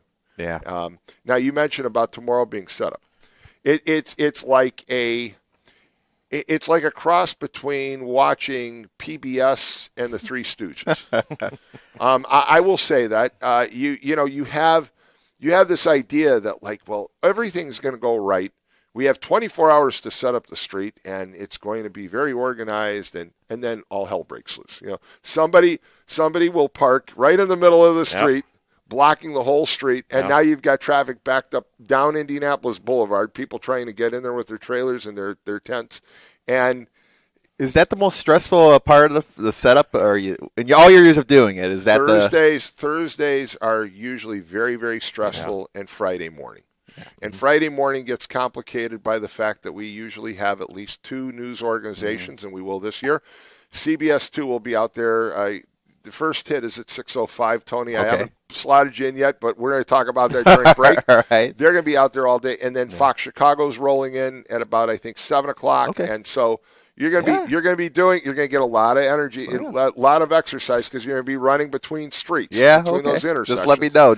But, I know this is your final year, of course, but have a look back on the past, how many years? 31. 31 years of being the chairman there. Has there ever been a time like, oh man, I don't know if this is going to happen this year? There's just too much going on, or has it always been? You know what? When we first started it, there was a joke that Marty Dybel and I used to meet right near Barron Funeral Home after the parade and say, okay, now what are we going to do next year? When Pierogi Fest really was developed, we saw it as something we do 3 to 5 years. And then after about the second year, we knew that we really kind of knew after the first year, but after the second year, we knew we were on to something. Yeah. And Darlene Bierling, of course, I've mentioned this before. Darlene was the 3rd member of the original committee.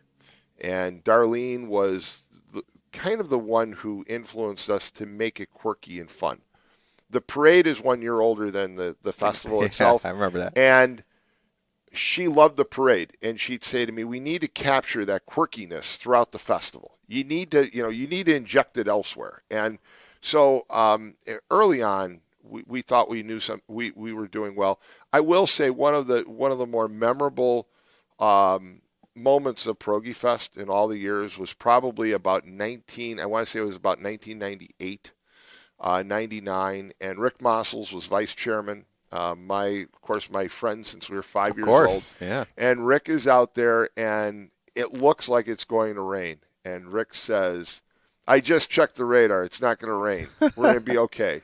As soon as he says it, we get this downpour like you can't imagine, like you can't see across the street.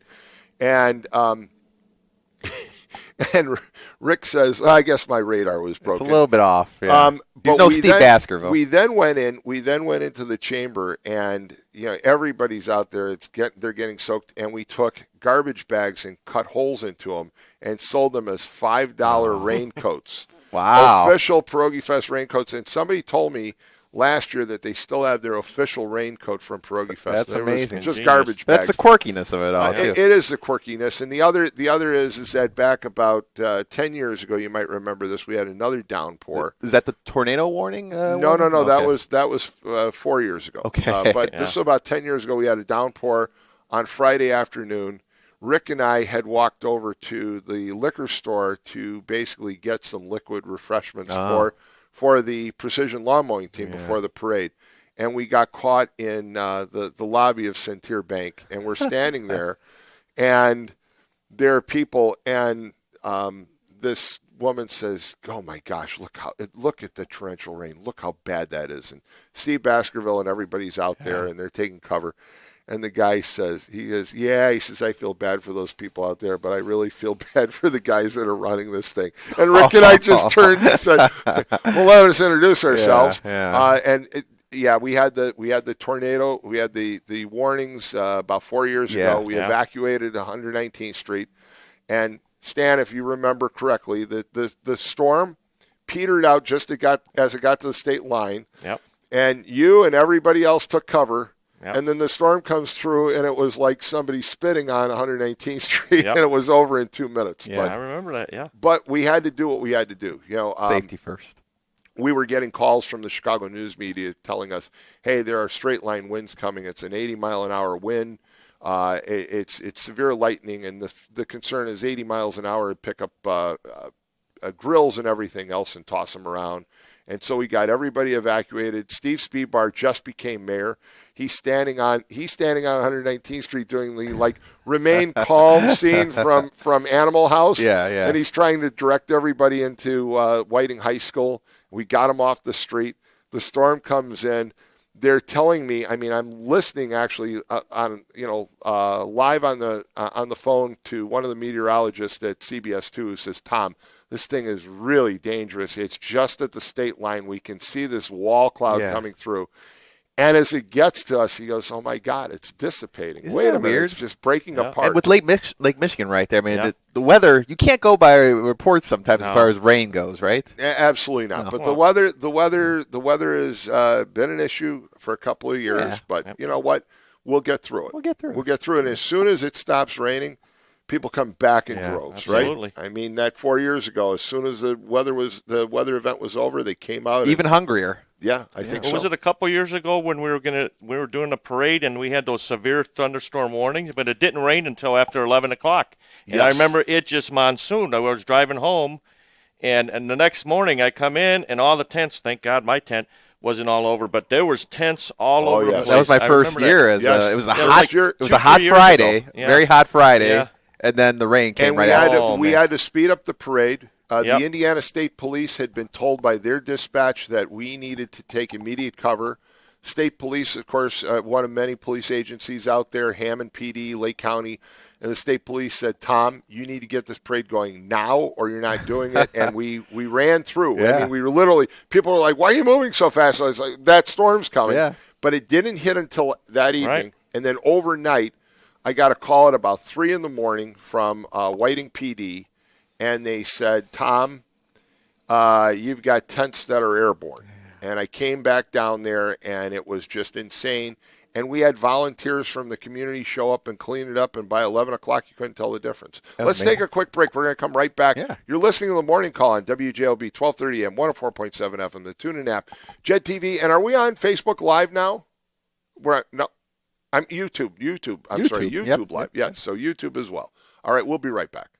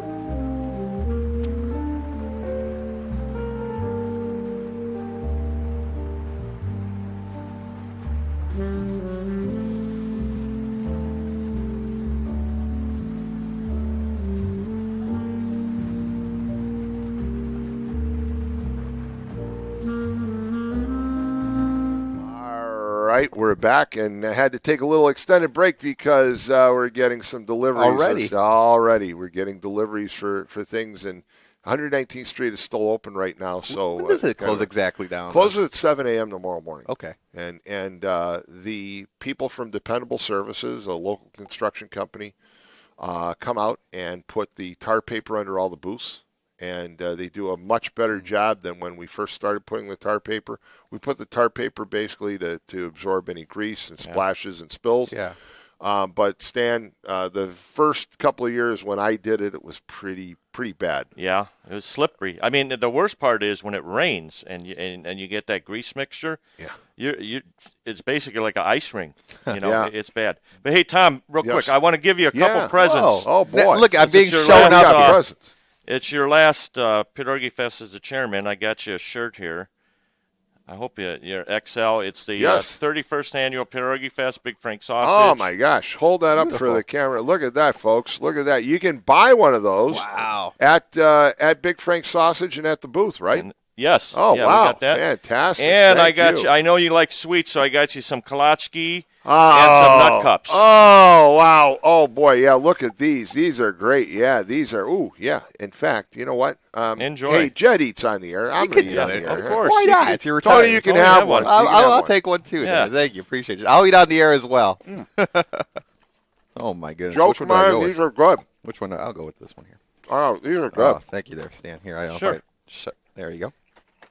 So Fantastic. again, we're talking about Pierogi Fest, and we're eating some of the many things that you can find at Pierogi Fest. Which we're going to be selling these at the booth too, by the way. Wow, this is really good. Nut they're cup. really Those are fantastic, nut yeah. cup. I forget what they're called in Polish. But of course, we got I the forget too. I was kolachkis. trying to think of the name of them.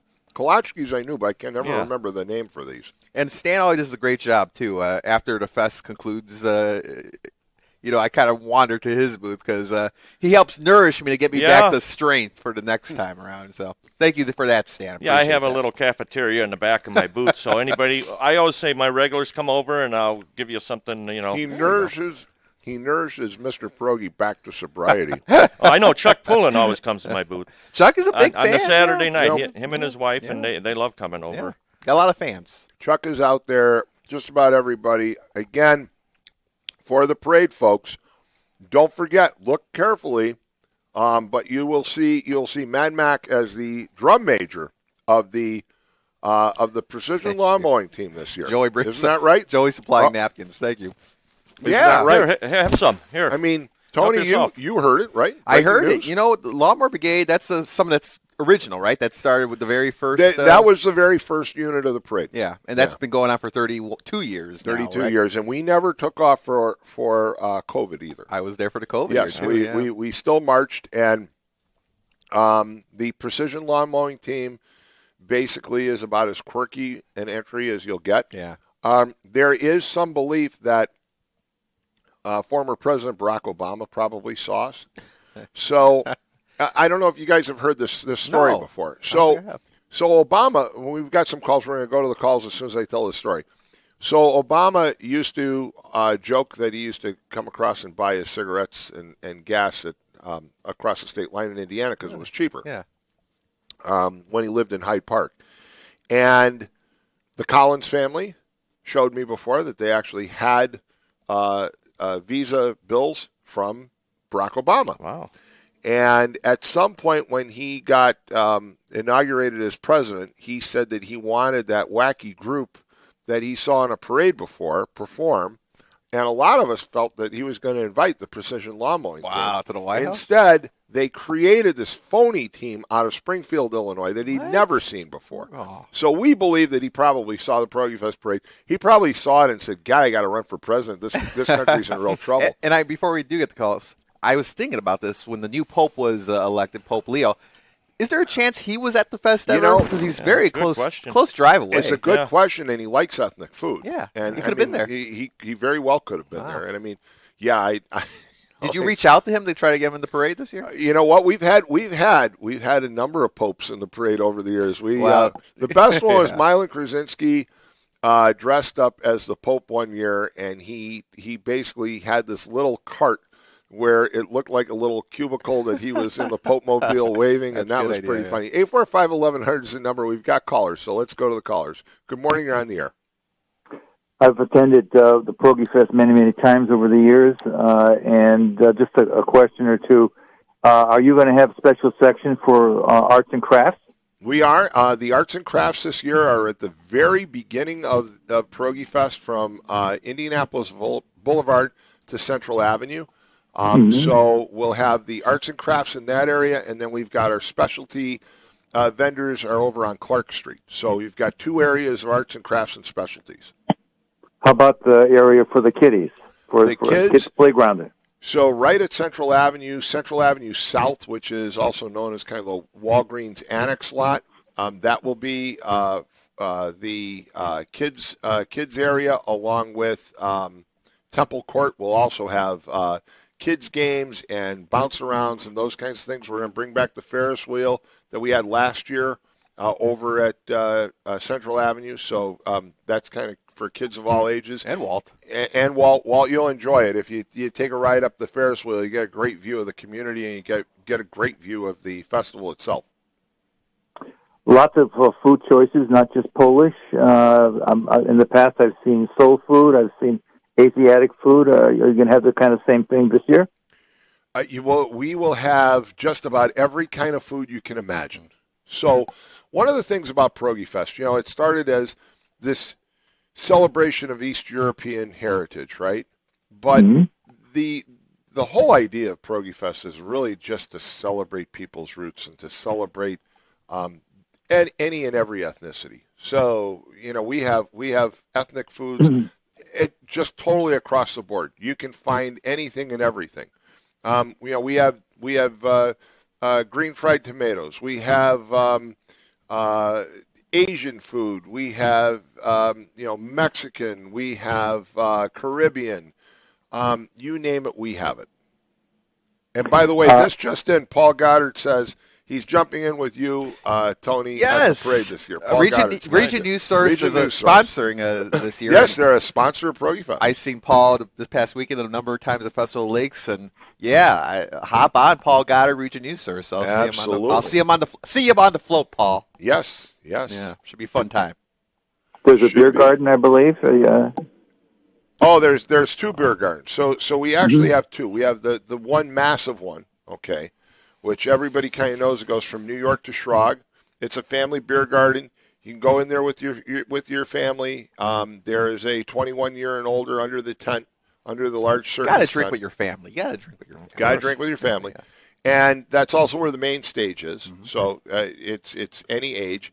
And then the Silver Streak, which is over on LaPorte, is also family friendly. And that's a little bit more relaxed. We call it the Silver Streak because two of our longtime volunteers, Larry Jennings and Kenny Zubek, came to me some years ago and said, the main beer garden's just like too big and too noisy and too much for us old timers. Not that they're old, but that's the way they described it. And they said, we need our own beer garden. And I said, fine. So we created the Silver Streak Lounge. And the Silver Streak usually has, more folk music, that type of stuff being performed, little easier listening. Much smaller than the main beer garden, but very relaxing, and it's family friendly as well. Yeah, it's always been a family friendly crowd. Of course, tons of security. Not only the cops, there were private security people. Some of those private security guys. Whoa! I mean, I wouldn't want one of those guys fall on me. But I've all the many times that I've attended, I've never seen an incident at all. The private security primarily do kind of the serve as traffic control over at Indianapolis Boulevard at 119th, and they man our lots. The festival itself, I can't say enough about the support of Whiting Police Department, of course, but Hammond Police is out there. Mike Darnell, who is a police officer in Hammond, has run security for us for many years. He's kind of our chief of security, and he sets it up. A lot of Hammond police officers, a lot of county officers, I know Highland is out there this year. I've never seen We've an had incident Munster or out there. anything out there. No. You have very few, if any, and the Indiana State Police are there as well. This started under Governor Holcomb, who said, Pierogi Fest is one of the largest events in the state. We need to have a presence, and it's kind of neat. You see those state troopers. You just see them. They're walking through the crowd. But Hammond PD is probably the largest contingent, and then county, and they're all out there. They do a great job. We've talked about this a little bit on the air before. Some people have said to me, "Oh, gee, it's almost too many police officers." To me, there's never enough. Okay, we want to make sure that it's very clear that this is a family-friendly event.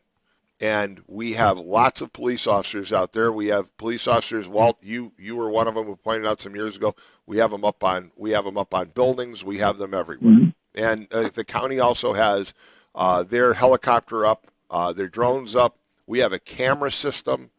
There are a lot of security measures at Pierogi Fest, and we want to keep it that way. And probably tons of stuff that happened to you can't talk about. But absolutely. I think there are a lot of sit-down restaurants on 119th Street. Many of them are still open, but it's great if you didn't want to stand in line to get the food off the trucks. There are lots of places you can sit down but it's a great place to wander around. It's a great atmosphere, and it's kind of old-fashioned, safe and secure America. Yes, although you bring up sit-down restaurants, so I have to tell the story about White Castle. So years ago, I was on with Mancow Mueller in Chicago. And, of course, Mancow back in the day, he was like the second most listened to. Howard Stern and Mancow. Yeah, Howard Stern and Mancow. So I'm on with Mancow, and Mancow says to me, "Hey, it says that Oprah Winfrey, it's one of their favorite things to do." And we made her list for many years as one of her favorite things to do in the summer. And he says, "Well, where do you watch? Where can you find Oprah out there?" And I said, "Well, I'd really rather not say, but I know that she likes to gravitate over to White Castle for the parade." Yeah. And I just said it as a joke. And that evening, we're lining up the parade. This is when the parade used to leave from the old Whiting Community Center, go up the boulevard to 119th. And Kevin Puek was a lieutenant at the time. He's retired as a police officer in Whiting. And he comes over to the lineup. He goes, "Genius, get in the squad. We got a problem." Oh, no. So he takes me up the boulevard and he goes, "Take a look at White Castle." White Castle looked like one of those 1950s telephone booths. Stan, you saw people literally smashed against the window. He goes, "All right, genius, how are you going to solve this?" And I said, "Well, watch this." I get out of the squad car. I pry open the door, which I could barely open, Walt, and I holler. I say, "If you're looking for Oprah, she just went down the street," and everybody ran out the other door. Smart. Yeah, it's we've had some very interesting moments at Pierogi Fest. We really have, but it's a lot of fun, and it is a difficult decision to make, but it's the right decision to make. I've had two health scares out there. I talked about the one before with you with AFib. Last year, Tony knows, I was found passed out behind the chamber, and I hadn't been drinking, but I was passed out, and my family said, "Okay, this is just too much." It was just exhaustion, and the paramedics came and checked me out.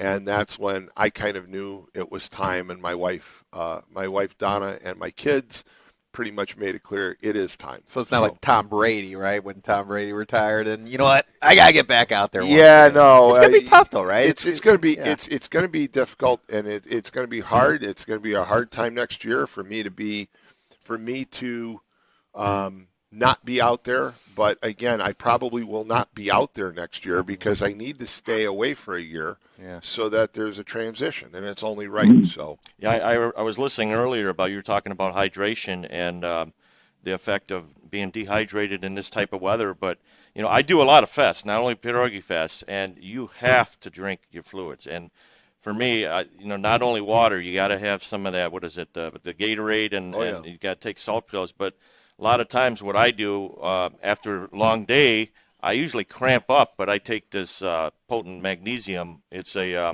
think it's called Cramp Defense. I take 3 of them at night because there's times where I get out of Pierogi Fest and 3 o'clock in the morning my legs just cramped. Well, and plus, let's face it, not only is it hot and muggy and just from the weather, but then you're standing over a grill that's hundreds and hundreds of degrees all day and all night. I mean, you see that glow from your grills. You guys are turning out food. You know, as you said, you're selling a plate every minute. Yep. And so it's an amazing demand on you, and physically that heat builds up. Hey, Walt, thanks so much for the call. Sure enough. You have another caller? Yeah, we do. Okay, One thing go ahead. that's also Yes. really good for cramps, if you're ever like in your shop when a cramp hits, is pickle juice. Oh yeah, Pickle juice. You got Pickle pickle juice. juice. Oh, yeah. Yeah, that's what I'm saying. So Pickle any of juice. your workers ever get a cramp while they're in the middle of Wow. it, just tell them to take a shot of pickle juice. That's what we used to do before football games. We're learning Yes. things here today. Pickle juice. Lots of football teams. I remember when my son played for Whiting, we had to save the pickle juice. Yep. And what's really crazy is they just pour it all into one great big container. And so, you'd have pickle juice from, Vlasic pickles and some other brand, and they'd all mix together. We'd It doesn't have matter. like pickle shots that we'd have. Shot And of we'd have them pickle on the juice. sideline. We'd have them on the bus before the game. Gotta try that. Or bananas. My son swore by it. Bananas are great. When I do bike rides, when we used to do the ride and rail tour, we used to hand out dozens of bananas and Monkeys have never everybody. cramp. Nope, they never cramp. Let's take another call. Good morning. You're on the air. Good Yeah, morning. olive juice will do the same thing too. Hey, it's Stan. It's our drum major. Yeah. He's never been in it. He's never been in it. Oh. No. I mean, he could. Now- You know what? Everybody else, Chuck Pullins, everybody's done. Yeah. Yeah. Come on, you can be in the parade Got to be unique, brother. I'm out. by demand. You're you. You're unique, all right. There's no. You keep talking though. I'm gonna eat another. Hey, Mad Mac, why don't you come behind my truck this year? Oh, there you go. Hey, funny you mentioned that. Did you just say on the air that you have a cafeteria in the back of your booth? Yeah. Dude, you are a cafeteria. Are you kidding me? We got a cafeteria in the back of the booth. He's got a great You spot. got like an Yeah, I ER do. back there I do. too. Yep. Yeah, But I know how Big Frank saved some money though on this thing about hydrating. Worst comes to worst, you throw a little salt in your water. But what Big Frank does, he doesn't take the salt he's got. He goes to someone else's booth and takes the salt. Yeah, smart. Then Hey, he brings it back to his. Gotta cut those overhead costs. Yeah. Absolutely. Hey, two things real quick. Sure. Why isn't Tony Panic in costume number one? My shirt He on. is. I got my shirt on there. I don't know if I'd be able to sit down. That's not as a long. costume. That's what he picked off the basement floor of his father's house. Hey, when he came I in. ironed it this morning. Come on now. I was up 4 a.m. Ironed it. Yeah. That means you put the Encyclopedia Britannica on it before you were sitting on the toilet in the basement. What are you That's kidding me? technically ironing. I don't know. Hey, and just to represent other countries from the planet, I'm going to represent the Middle East while I'm there. I'm going to wear a suicide vest and represent the. All right. Yeah, Oh, yeah, Joey. got dropped on that one. Joey's yeah, got it, yeah. yeah. They're not gonna go there on that one, Good Matt Mac. producing. Seriously, Oh, can't go there. Again, we want Pierogi Fest to be as safe and as comfortable for everybody, and we can't even make jokes about things. Mad Mac, that's why we don't give you mulligans. Now he's out of the parade. Yeah, Okay, yeah, come well. on. Shame. Again, it's a great time. It's a great festival, and it's been a great run. I mean, Joseph Pete from the Times Yeah. doing a story, and Yeah. he asked me yesterday. He said, did you ever think that it would turn out to be as big as it Great is? question, And the answer is yeah. no. No. I mean, look, we knew we were on to something. Again, about year 2 or year 3, we kind of knew this was going to last. My for a parents while. were there the first year, and they always say, well, it was first year, a It was few, 60 a few feet vendors. long. And, It's actually one vendor. It one was vendor. us. Yeah. And the story about the very first Pierogi Fest actually has a twist to it. We talk about quirkiness. So the very first Pierogi Fest, we ran it out of the back of the scoop shop, which I owned, and we needed to plug in some more warmers. So I said, well, just go inside the shop and put plug in into one of the outlets. So they did. And I can't remember who did it. but they ran an extension cord. I didn't think anything of it, and at the end of the day, we closed up shop, and we closed up Pierogi Fest, and we came in the next morning, and we opened. Those were our deep freezer backup storages, and so we had 3-gallon drums of ice cream. And if I remember correctly, the freezer that was unplugged held 52 or 56 3-gallon containers. Well, it had been unplugged all day and all night. Oh, man. And it was soup. And we had to empty 52 3-gallons. So we had about 160 gallons of melted ice cream that we had to haul out of Liquid there. ice cream. was They the could have very sold it first as liquid year. ice cream. Delicious. So, Tom, I got a quick question. So, all these years you did Pierogi Fest, what year do you think was like the breakthrough year? So you had like over like 50 vendors. I mean, So there were a couple of years. About year 5, I think, or year 7 is when we added the beer garden. That made a big difference. In 2004, we were allowed to close 119th Street all the way down to Indianapolis Boulevard. That's when we really had a big jump. And that was about the same year that Steve Baskerville started coming out and broadcasting live, and that was a big jump for us. Oprah announcing it on her favorite things. Right? Yeah, that was another year. And then somewhere around 2010, 2011, we saw another great big leap kind of in everything. We added additional stages. Okay. That's when we added more stages and more entertainment.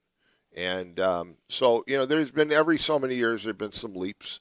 But there have been a lot of challenges too. I mean, we talked about the weather, but just problems and issues. I mean, I can remember, we've had issues with power. We lost power a couple of times where we were basically blacked out for a block to a block and a half.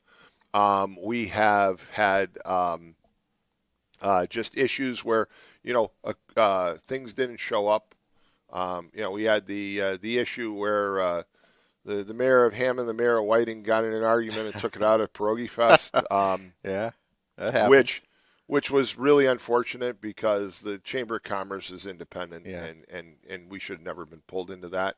But we've survived everything. I mean, that one I can remember. We were a week away, and all of a sudden we didn't have police coverage, and we scrambled. But I have to say, there are some great police officers throughout Northwest Indiana, and I've talked about Hammond, talked about County, and talked about Whiting.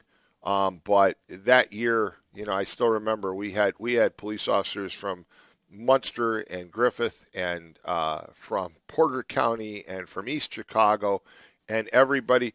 Brian Snedeker, the mayor of Hobart, called me and said, Tom, and he knew me, but we didn't know each other that well. He goes, I heard what happened, and he said, I've got 2 trucks on their way with picnic tables to make up for it. So, I mean, we've come through some adverse times too, but for the most part, it's been a lot of fun, and it's just it's been a pleasure and an honor to run Pierogi Fest all these years. 31 years. Wow. Yeah, it's been great, and I'm going to miss it. But at the same time, what I'm not going to miss is, Stan, you probably get this. So you probably woke up in the middle of the night last night saying, "Did we do this?" Right? Oh, of course.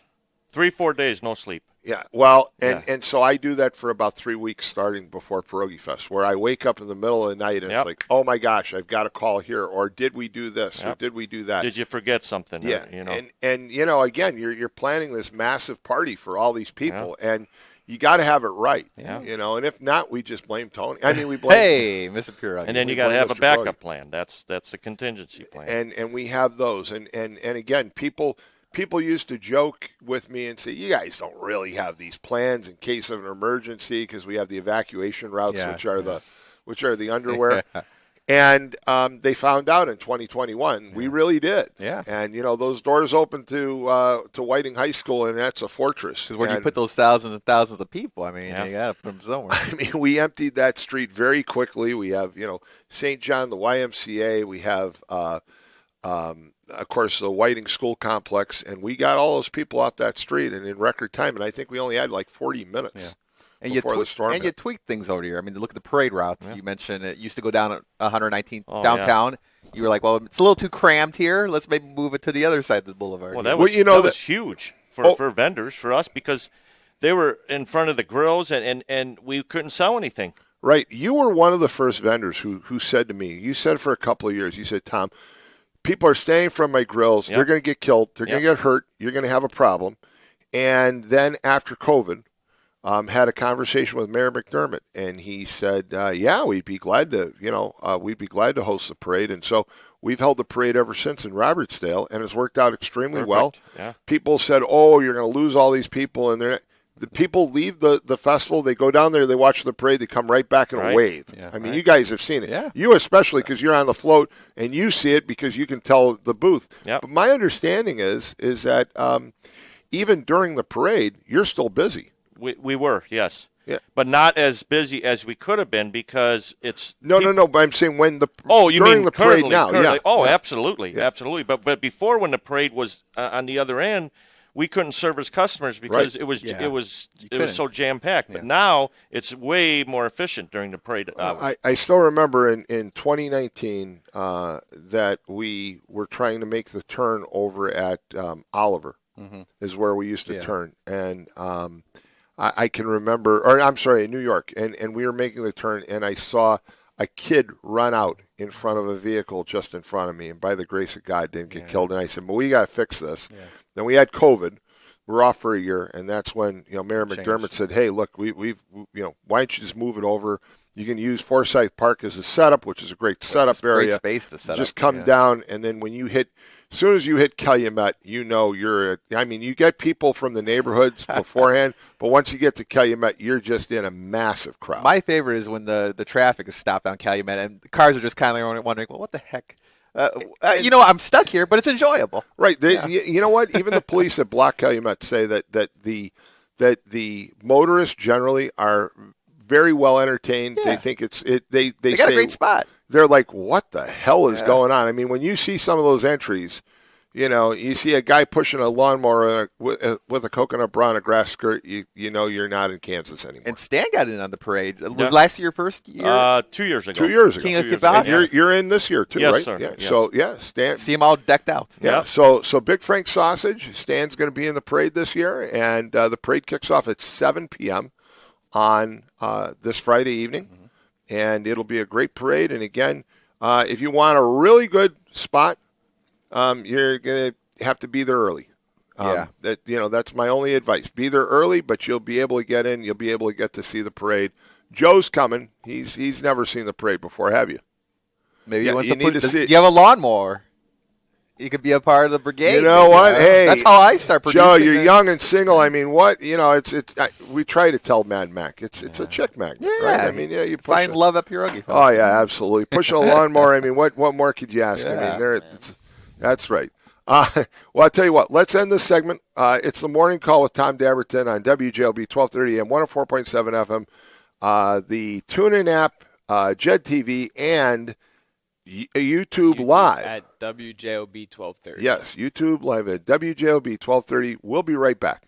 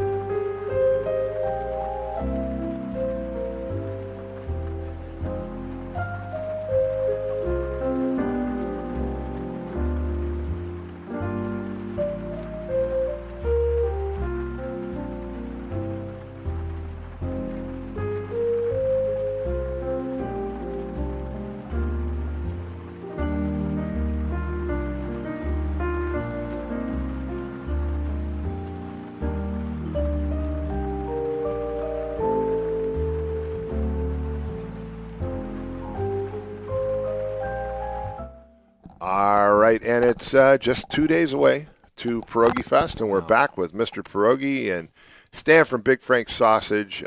Big Frank Sausage, by the way, we should give location as well, but before we do that, we should do traffic and weather.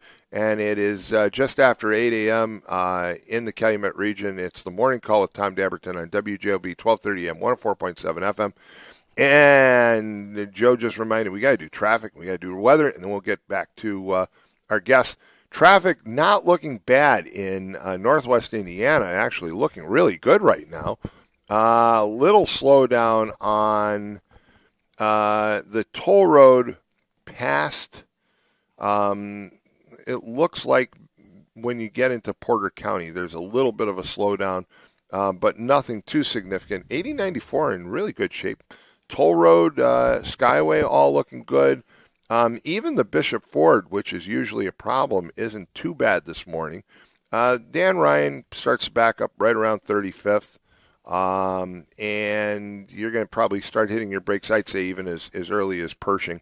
Looking at 294, not bad. There is some slowdown when you get around the Stevenson. The Stevenson is a mess.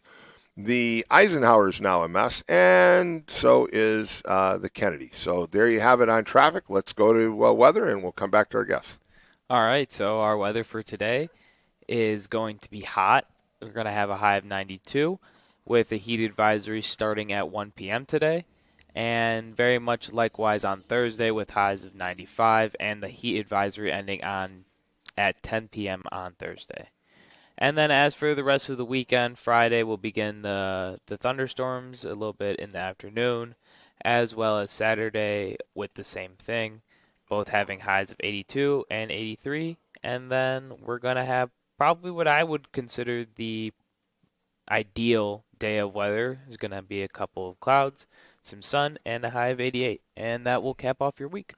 Yeah, so it's going to be warm. It's going to be sunny.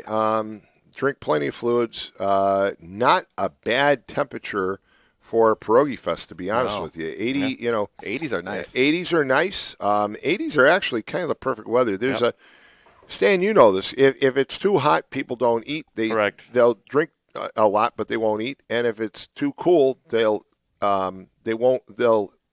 drink, but they'll eat. Yep. So if you get in the 80s, that's kind of the perfect medium where they'll do both. I would say between 80 and 85. That's a little bit, maybe 85, 87, but when it gets in the 90s, it curbs everybody's appetite. People definitely. say, well, if it's too hot, like, why don't they move this to the fall? I was like, well, it's a summer festival. You got to have it in the summer. Well, we have people who will also say, why don't you move it to the lakefront? Okay, it is a festival put on by the Chamber of Commerce to promote downtown Whiting. Yeah. And a lot of businesses in downtown Whiting point out that they even close during Pierogi Fest, but they get people who visit downtown Whiting year-round because of this festival. Well, those shops that stay open, like Mindbenders, does great job at Pierogi Fest. Even Center Lounge, all those businesses, they get a good crowd at Pierogi Fest. Joel Bender has been on many times before, and he's the first to admit that Pierogi Fest is a huge opportunity for them. Middle of summer, I mean, it's a toy collectibles game shop, and middle of summer they get a great big influx of people because of Pierogi Fest. So they're it selling works out great. Pierogi Fest puzzles as well. This week right. is one of my busiest weeks at the restaurant because we get so many people that are already talking about Pierogi Fest. And then after this week, for like 2-3 weeks, I get another spike because everybody goes to my booth and then they come to the restaurant.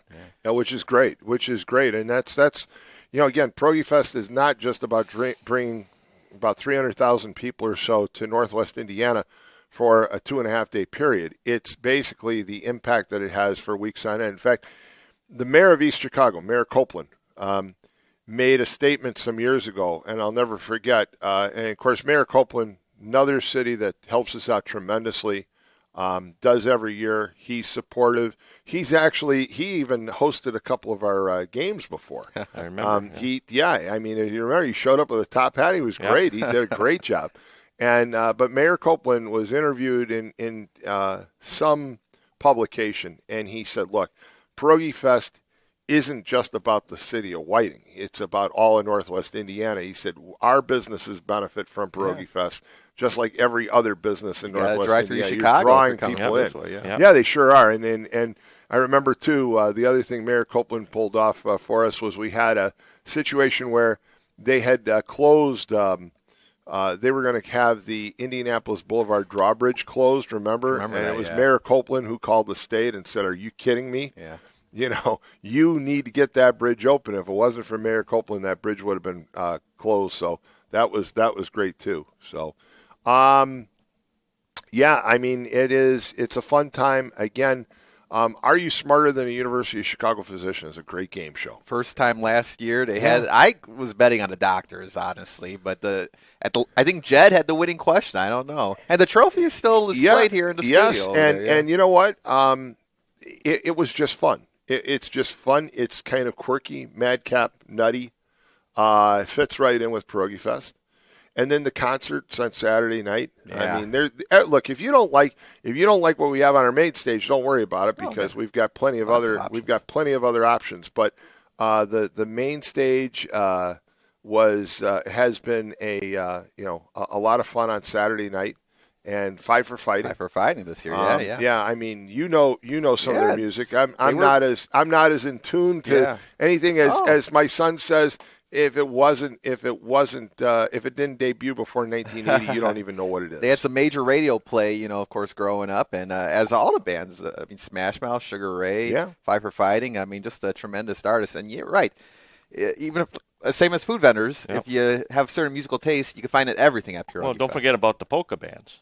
You got it. Oh, absolutely. The polka bands and the Polish dancers, the traditional dancers, and the folk dancers. Yes, absolutely. The dancers are out there on Friday and Saturday. Take 5 is tuning up. Take 5 is tuning up. My buddy E-I-E-I-O. Ted Tomczak. Yep. E-I-E-I-O. Let's take another caller. Good morning. You're on the air. Right there. Good morning. You're Hi, on the good air. morning. Good morning. Hello. Hi, Tom. Hi. This Good is morning. Tony, Hey. Stan. This Good is morning. Sarah. Hey, Sarah. And I have Reed in the back seat is the 6-year-old who is very excited about seeing Mad Mac lead the pierogi parade this year. And we'd like to know if you got him a coconut bra as well. You know what? Actually, that's about the audience that Mad Mac would appeal to. 6-year-olds. That's perfect. That's actually perfect. I mean, Mad Mac probably dominates the 6-year-old audience, but I'm not sure that 6-year-olds should be fans of Mad Mac. He might be the only 6-year-old that's a fan of Mad Mac. I don't know. It might be the only. Yeah. It might be the only fan of Mad Mac. You never know. Well, he is a big fan, I will tell you that, because it is his special little buddy, Reed. But he is very super excited about seeing him lead the parade this year. Well, wow. I'll tell you what. I mean, Well, that's up to Mad Mac now, right? We've announced this. I think, Joe, we're going to cut this up and put it on the 219 News Now app that Mad Mac's leading the parade this year. We're going to put that on the 219 News app. And, look, the gentleman from Dyer just showed up, and they're all excited. Look, I mean, Mad Mac's going to lead the Pierogi Fest parade. What more can you have? I mean, look at that. They're jumping up and down. They can't believe it. I mean, this is amazing. It's front page news. Town of Dyer is going to shut down because they're all going to want to see Mad Mac lead the parade. So, make sure you're there at 7 o'clock and look carefully for Mad Mac. You might miss him otherwise. Okay, we sure will. Thanks, Tom. Thanks, All right, guys. thank you. Take care, Sarah, right there. I'll tell you. That's one way. That's one way to put Mad Mac in his place. When I was 6 years old, I looked up to Mickey Mouse, Bugs Bunny. This 6-year-old looks up to Mad Mac. Yeah, what's wrong with that? I don't know about that. I mean, 6-year-olds, they should look up to Mr. Pierogi. Exactly. Well, I know Sarah is a fan, and what a great honor, Tom. I remember when you called me.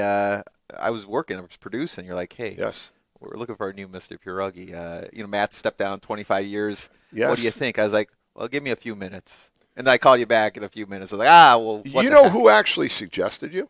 Who? Jed. Oh, man. So Jed said to me one day, he said, hey, is it true you're going to be having this contest? And I said, yes. And he said, I got a suggestion for you. And I'm waiting. And, and he goes, you thought I was going to say him. Yeah.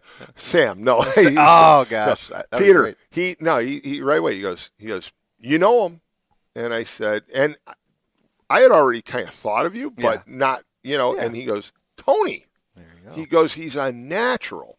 And so I've got to give Jed credit for that one. Yes. Jed was the first guy who actually said to me, Tony Panic. Yeah. And then it kind of jaundiced the whole the whole contest because everybody, I said to like 4 people, what about Tony Panic? And everybody and their brothers like, it'd be perfect. Yeah. And my cousin Tina. Yeah. And Yeah, of course, Tina was part of the group, and Was that she's the like, contest? "Oh no, absolutely, he'd be perfect."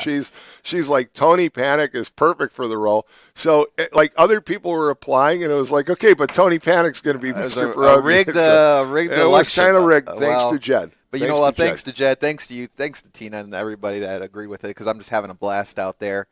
And, man, what fun. Different perspective. When I was growing up, you see Mr. Pierogi in the float, but now you are him and you're watching. It's like a weird lens I'm seeing the fest through. And again, Matt did a great job.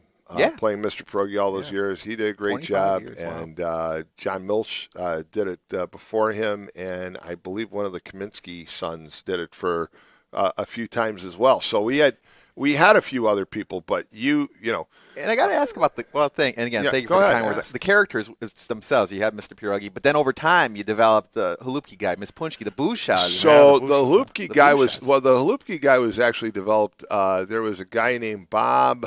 Oh boy, I forgot his name now. He worked for then Amazo and Cargill, and he agreed to be Mr. Halupki guy, and it was kind of like the alter ego. Brian Jennings for a couple Brian of years. Jennings did it for a couple of years after Bob, and then we've had a number of Miss Punchkis. My daughter was a Miss Punchki at one point, but the Bushas. Yeah. So the story of the Bushas, the way it worked out was the very first year that we had the precision lawn mowing team, which was actually -1 because it precedes Pierogi Fest. A woman, Catherine Jesuit. She was the manager of then, I think it was Bank One, then became Chase in Whiting, and she pushed a lawnmower with us. And she had a lot of fun, and it just kind of fit in, and she was kind of wacky, and people, the way she was dressed and all. And then the next year, Patty Manich said, I'm going to be a Busha, and we're going to have the Bushas. And she organized it was her and maybe one other person. And I remember that in the early years of the Bushas being in the parade, Sherman's Hardware, which was located where Beggar's Pizza is now, I went and saw Jack Sherman, and Jack said, you need to borrow plungers for the parade. Sure. And he loaned them to me. And his wife, Trudy, said, now listen, that parade ends about 7:45. Those plungers better be back here at 8 o'clock. Gotta sell 'em. And I remember we're cutting that tape off. It's 10 minutes still. I'm like, no, we got to get it back faster. We go for the plungers. And yeah, she was joking. It was tongue in cheek. But we would take the plungers back to Sherman's, and then they'd sell them.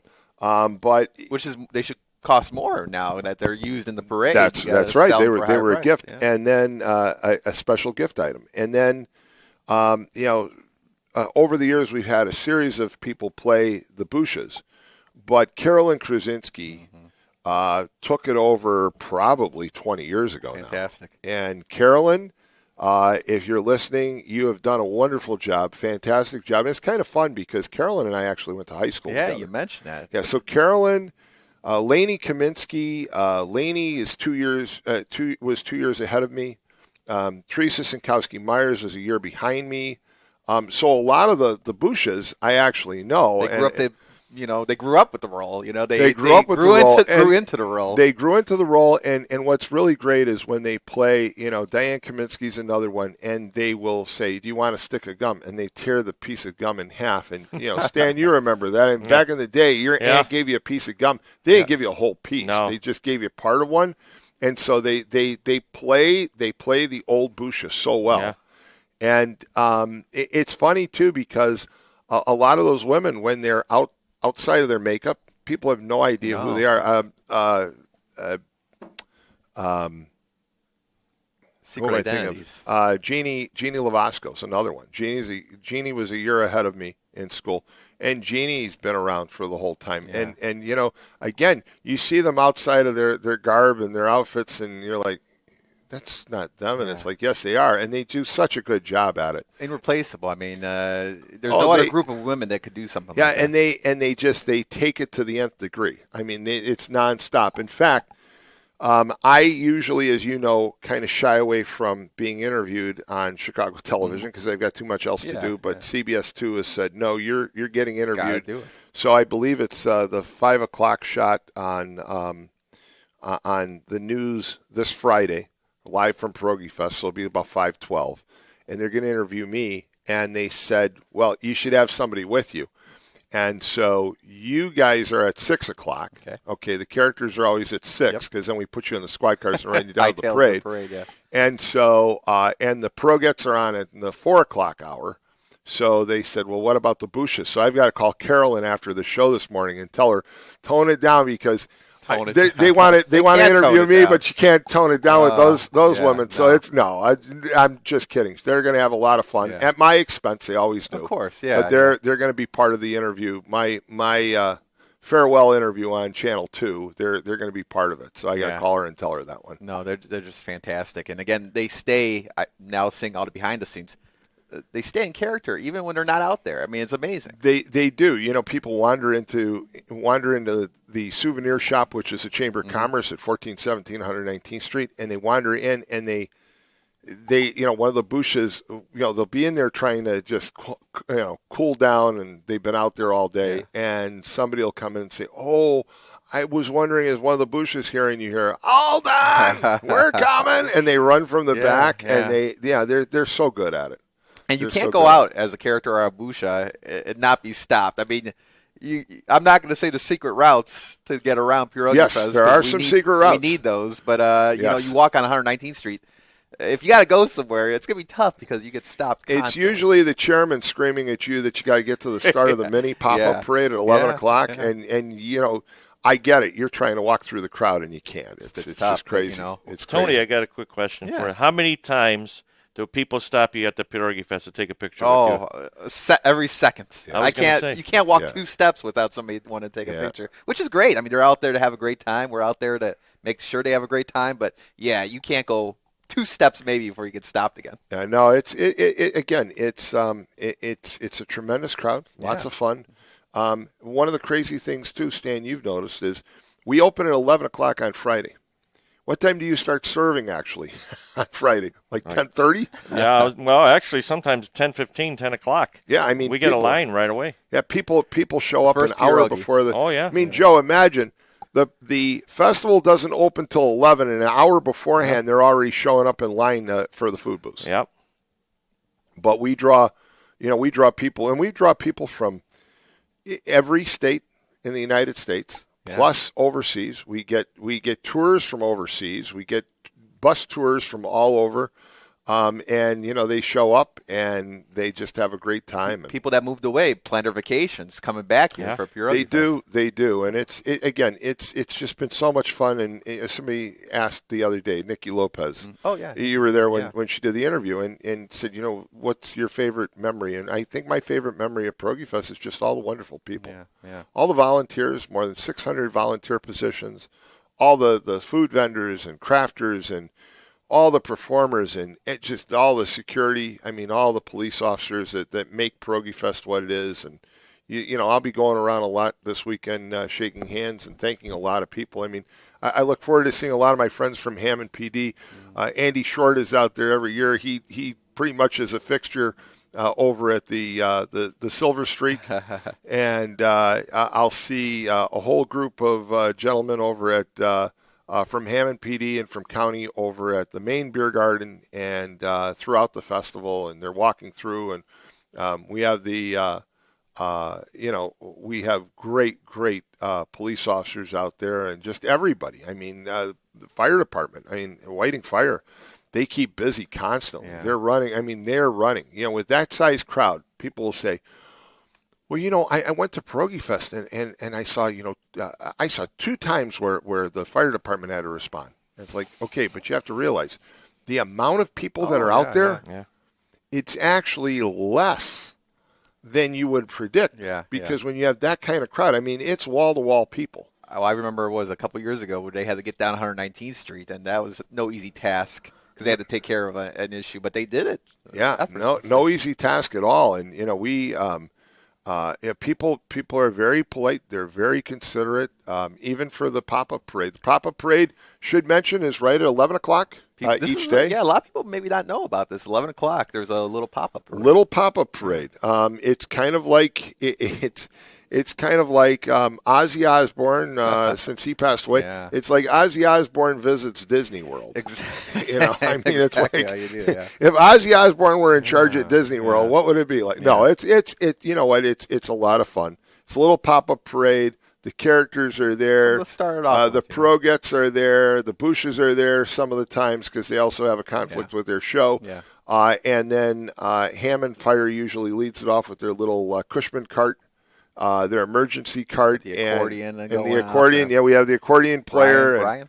and it's just fun as can be. I mean, it's this little pop-up parade, and you know, again, I can't say enough. It is a huge part of my life, and as my daughter Rachel described it, it is the fact is, she said, you know, she and her brother knew a long time ago that I actually had 3 kids. Exactly, You know, a daughter, a son, and Pierogi We Fest. won't ask you to rank them here. No. I tell you, that. I will tell you. A lot of listeners always ask about my kids. My son Tom, who the last 2 years has been vice chairman and done a great job, better than I could. Tom has to sit for the Indiana Bar. Yeah. And so he will not be at Pierogi Fest this year. I think it's going to take a lot out of him. He's called me repeatedly. Did you do this? Did you do that? Did you forget to do this? Yeah. But Tom will not be there this year.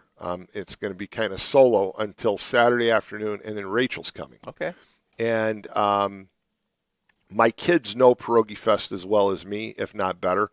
Somebody asked about something on Sunday, and they said, well, who's going to run that? And I said, well, Rachel's going to be there. And they're like, oh, yeah, well, never mind. I mean, my kids grew up with that festival.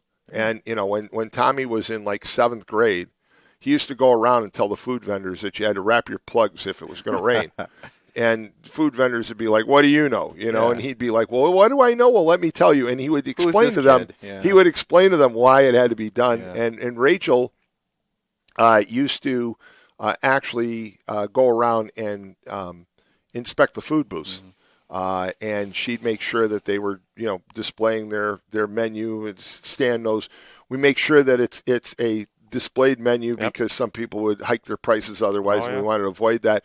And so one year Rachel went up to a booth and she told them that, you know, this was wrong and this was wrong, and the guy basically swore at her and told her to get lost. Then you don't invite them back. And well, one of the police officers, I think it was Milford Hale, who's Captain Milford Hale now. I think Milford was standing there, and he said, you know, to the booth owner, he goes, "You just made the biggest mistake in your life, buddy. That's Dabertin's daughter."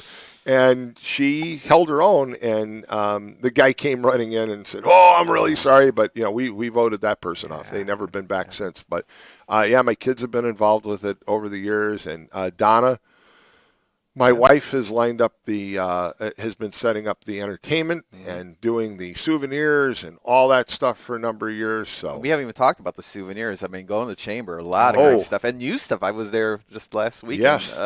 The amount of fan favorites, of course, the toilet paper, the Pierogi Fest toilet paper is the back. foam hats, but then you got some new stuff this year. It's amazing. Some new stuff. We always keep it current. Yeah. Lots of shirts, pajama pants. Lots of pajama pants. There are all kinds of things. There are a few Duke the Golden Retriever shirts left. Mr. Pierogi bumper stickers, might I add? Yes. And cups, you name it, we have it.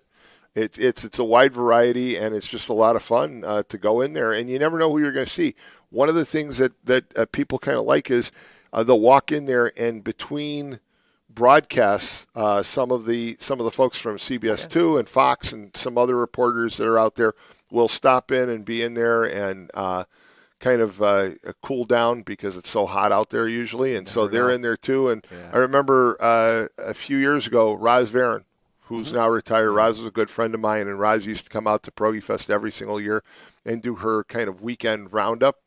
And Roz was inside afterwards. She's in the souvenir shop, and she was shopping for her husband and daughter, actually. And some woman said to her, you you look just like that lady on TV. And Rice goes, that's because I am the person on TV. Exactly. So you never know who you're going to run into in there. And it's just packed with people. And I always run into people who stop me and say, well, I remember Pierogi Fest before you were involved. It's like, you do? Yeah. Really? So I've had people tell me that over time, and they'll tell me, they'll say that their favorite memory of Pierogi Fest is like, well, that wasn't Pierogi Fest. And it's Somewhere like, else. Yeah. It was somewhere else. Yeah. No, you're wrong. It's like, okay. So I guess I'm getting old after all. But this has been great. And guys, thanks so much. Stan, thank you. And thanks for the gifts, and thanks for the shirt. And most of all, these, I'm going right to Pierogi Fest, so I'll take these over to the chamber. My guess is that when I get there won't be many left. Yeah, they'll be gone real quick. They'll be gone, yeah, you know me. And that shirt stand, you buy that at Big Frank's? Or we're selling that at the fest? At the fest. booth. Yeah. So here we go. And this has the 30. This is special edition here. Special edition.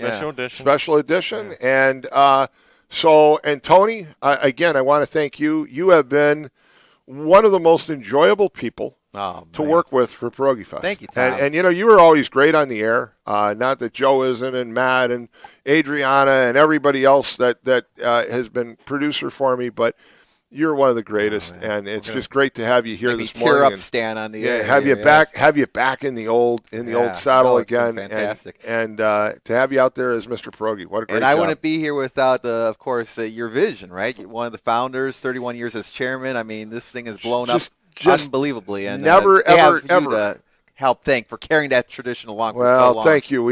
I never thought it would grow to what it is. Again, we've been told by national organizations like Fishbait Consulting said, which is one of the nation's premier special event companies. They told I think it was Joseph Pete 2 years ago, that we are probably one of the 10 or 12 best-known festivals in the United States. I mean, that's amazing. That's amazing, folks. Right here in Northwest Indiana, to have one of the most well-known festivals in the United States comes right out of little old Whiting. So Crazy. There you little go. City by the lake. With that, we're going to take a break, and when you come back, it's going to be the Town of Dyer Show right here on WJOB 1230 AM 104.7 FM, the TuneIn app, YouTube Live, Jed TV, you name it, we got it. So we'll be here, and we'll see you all Friday. Thank you so much. Have a great week.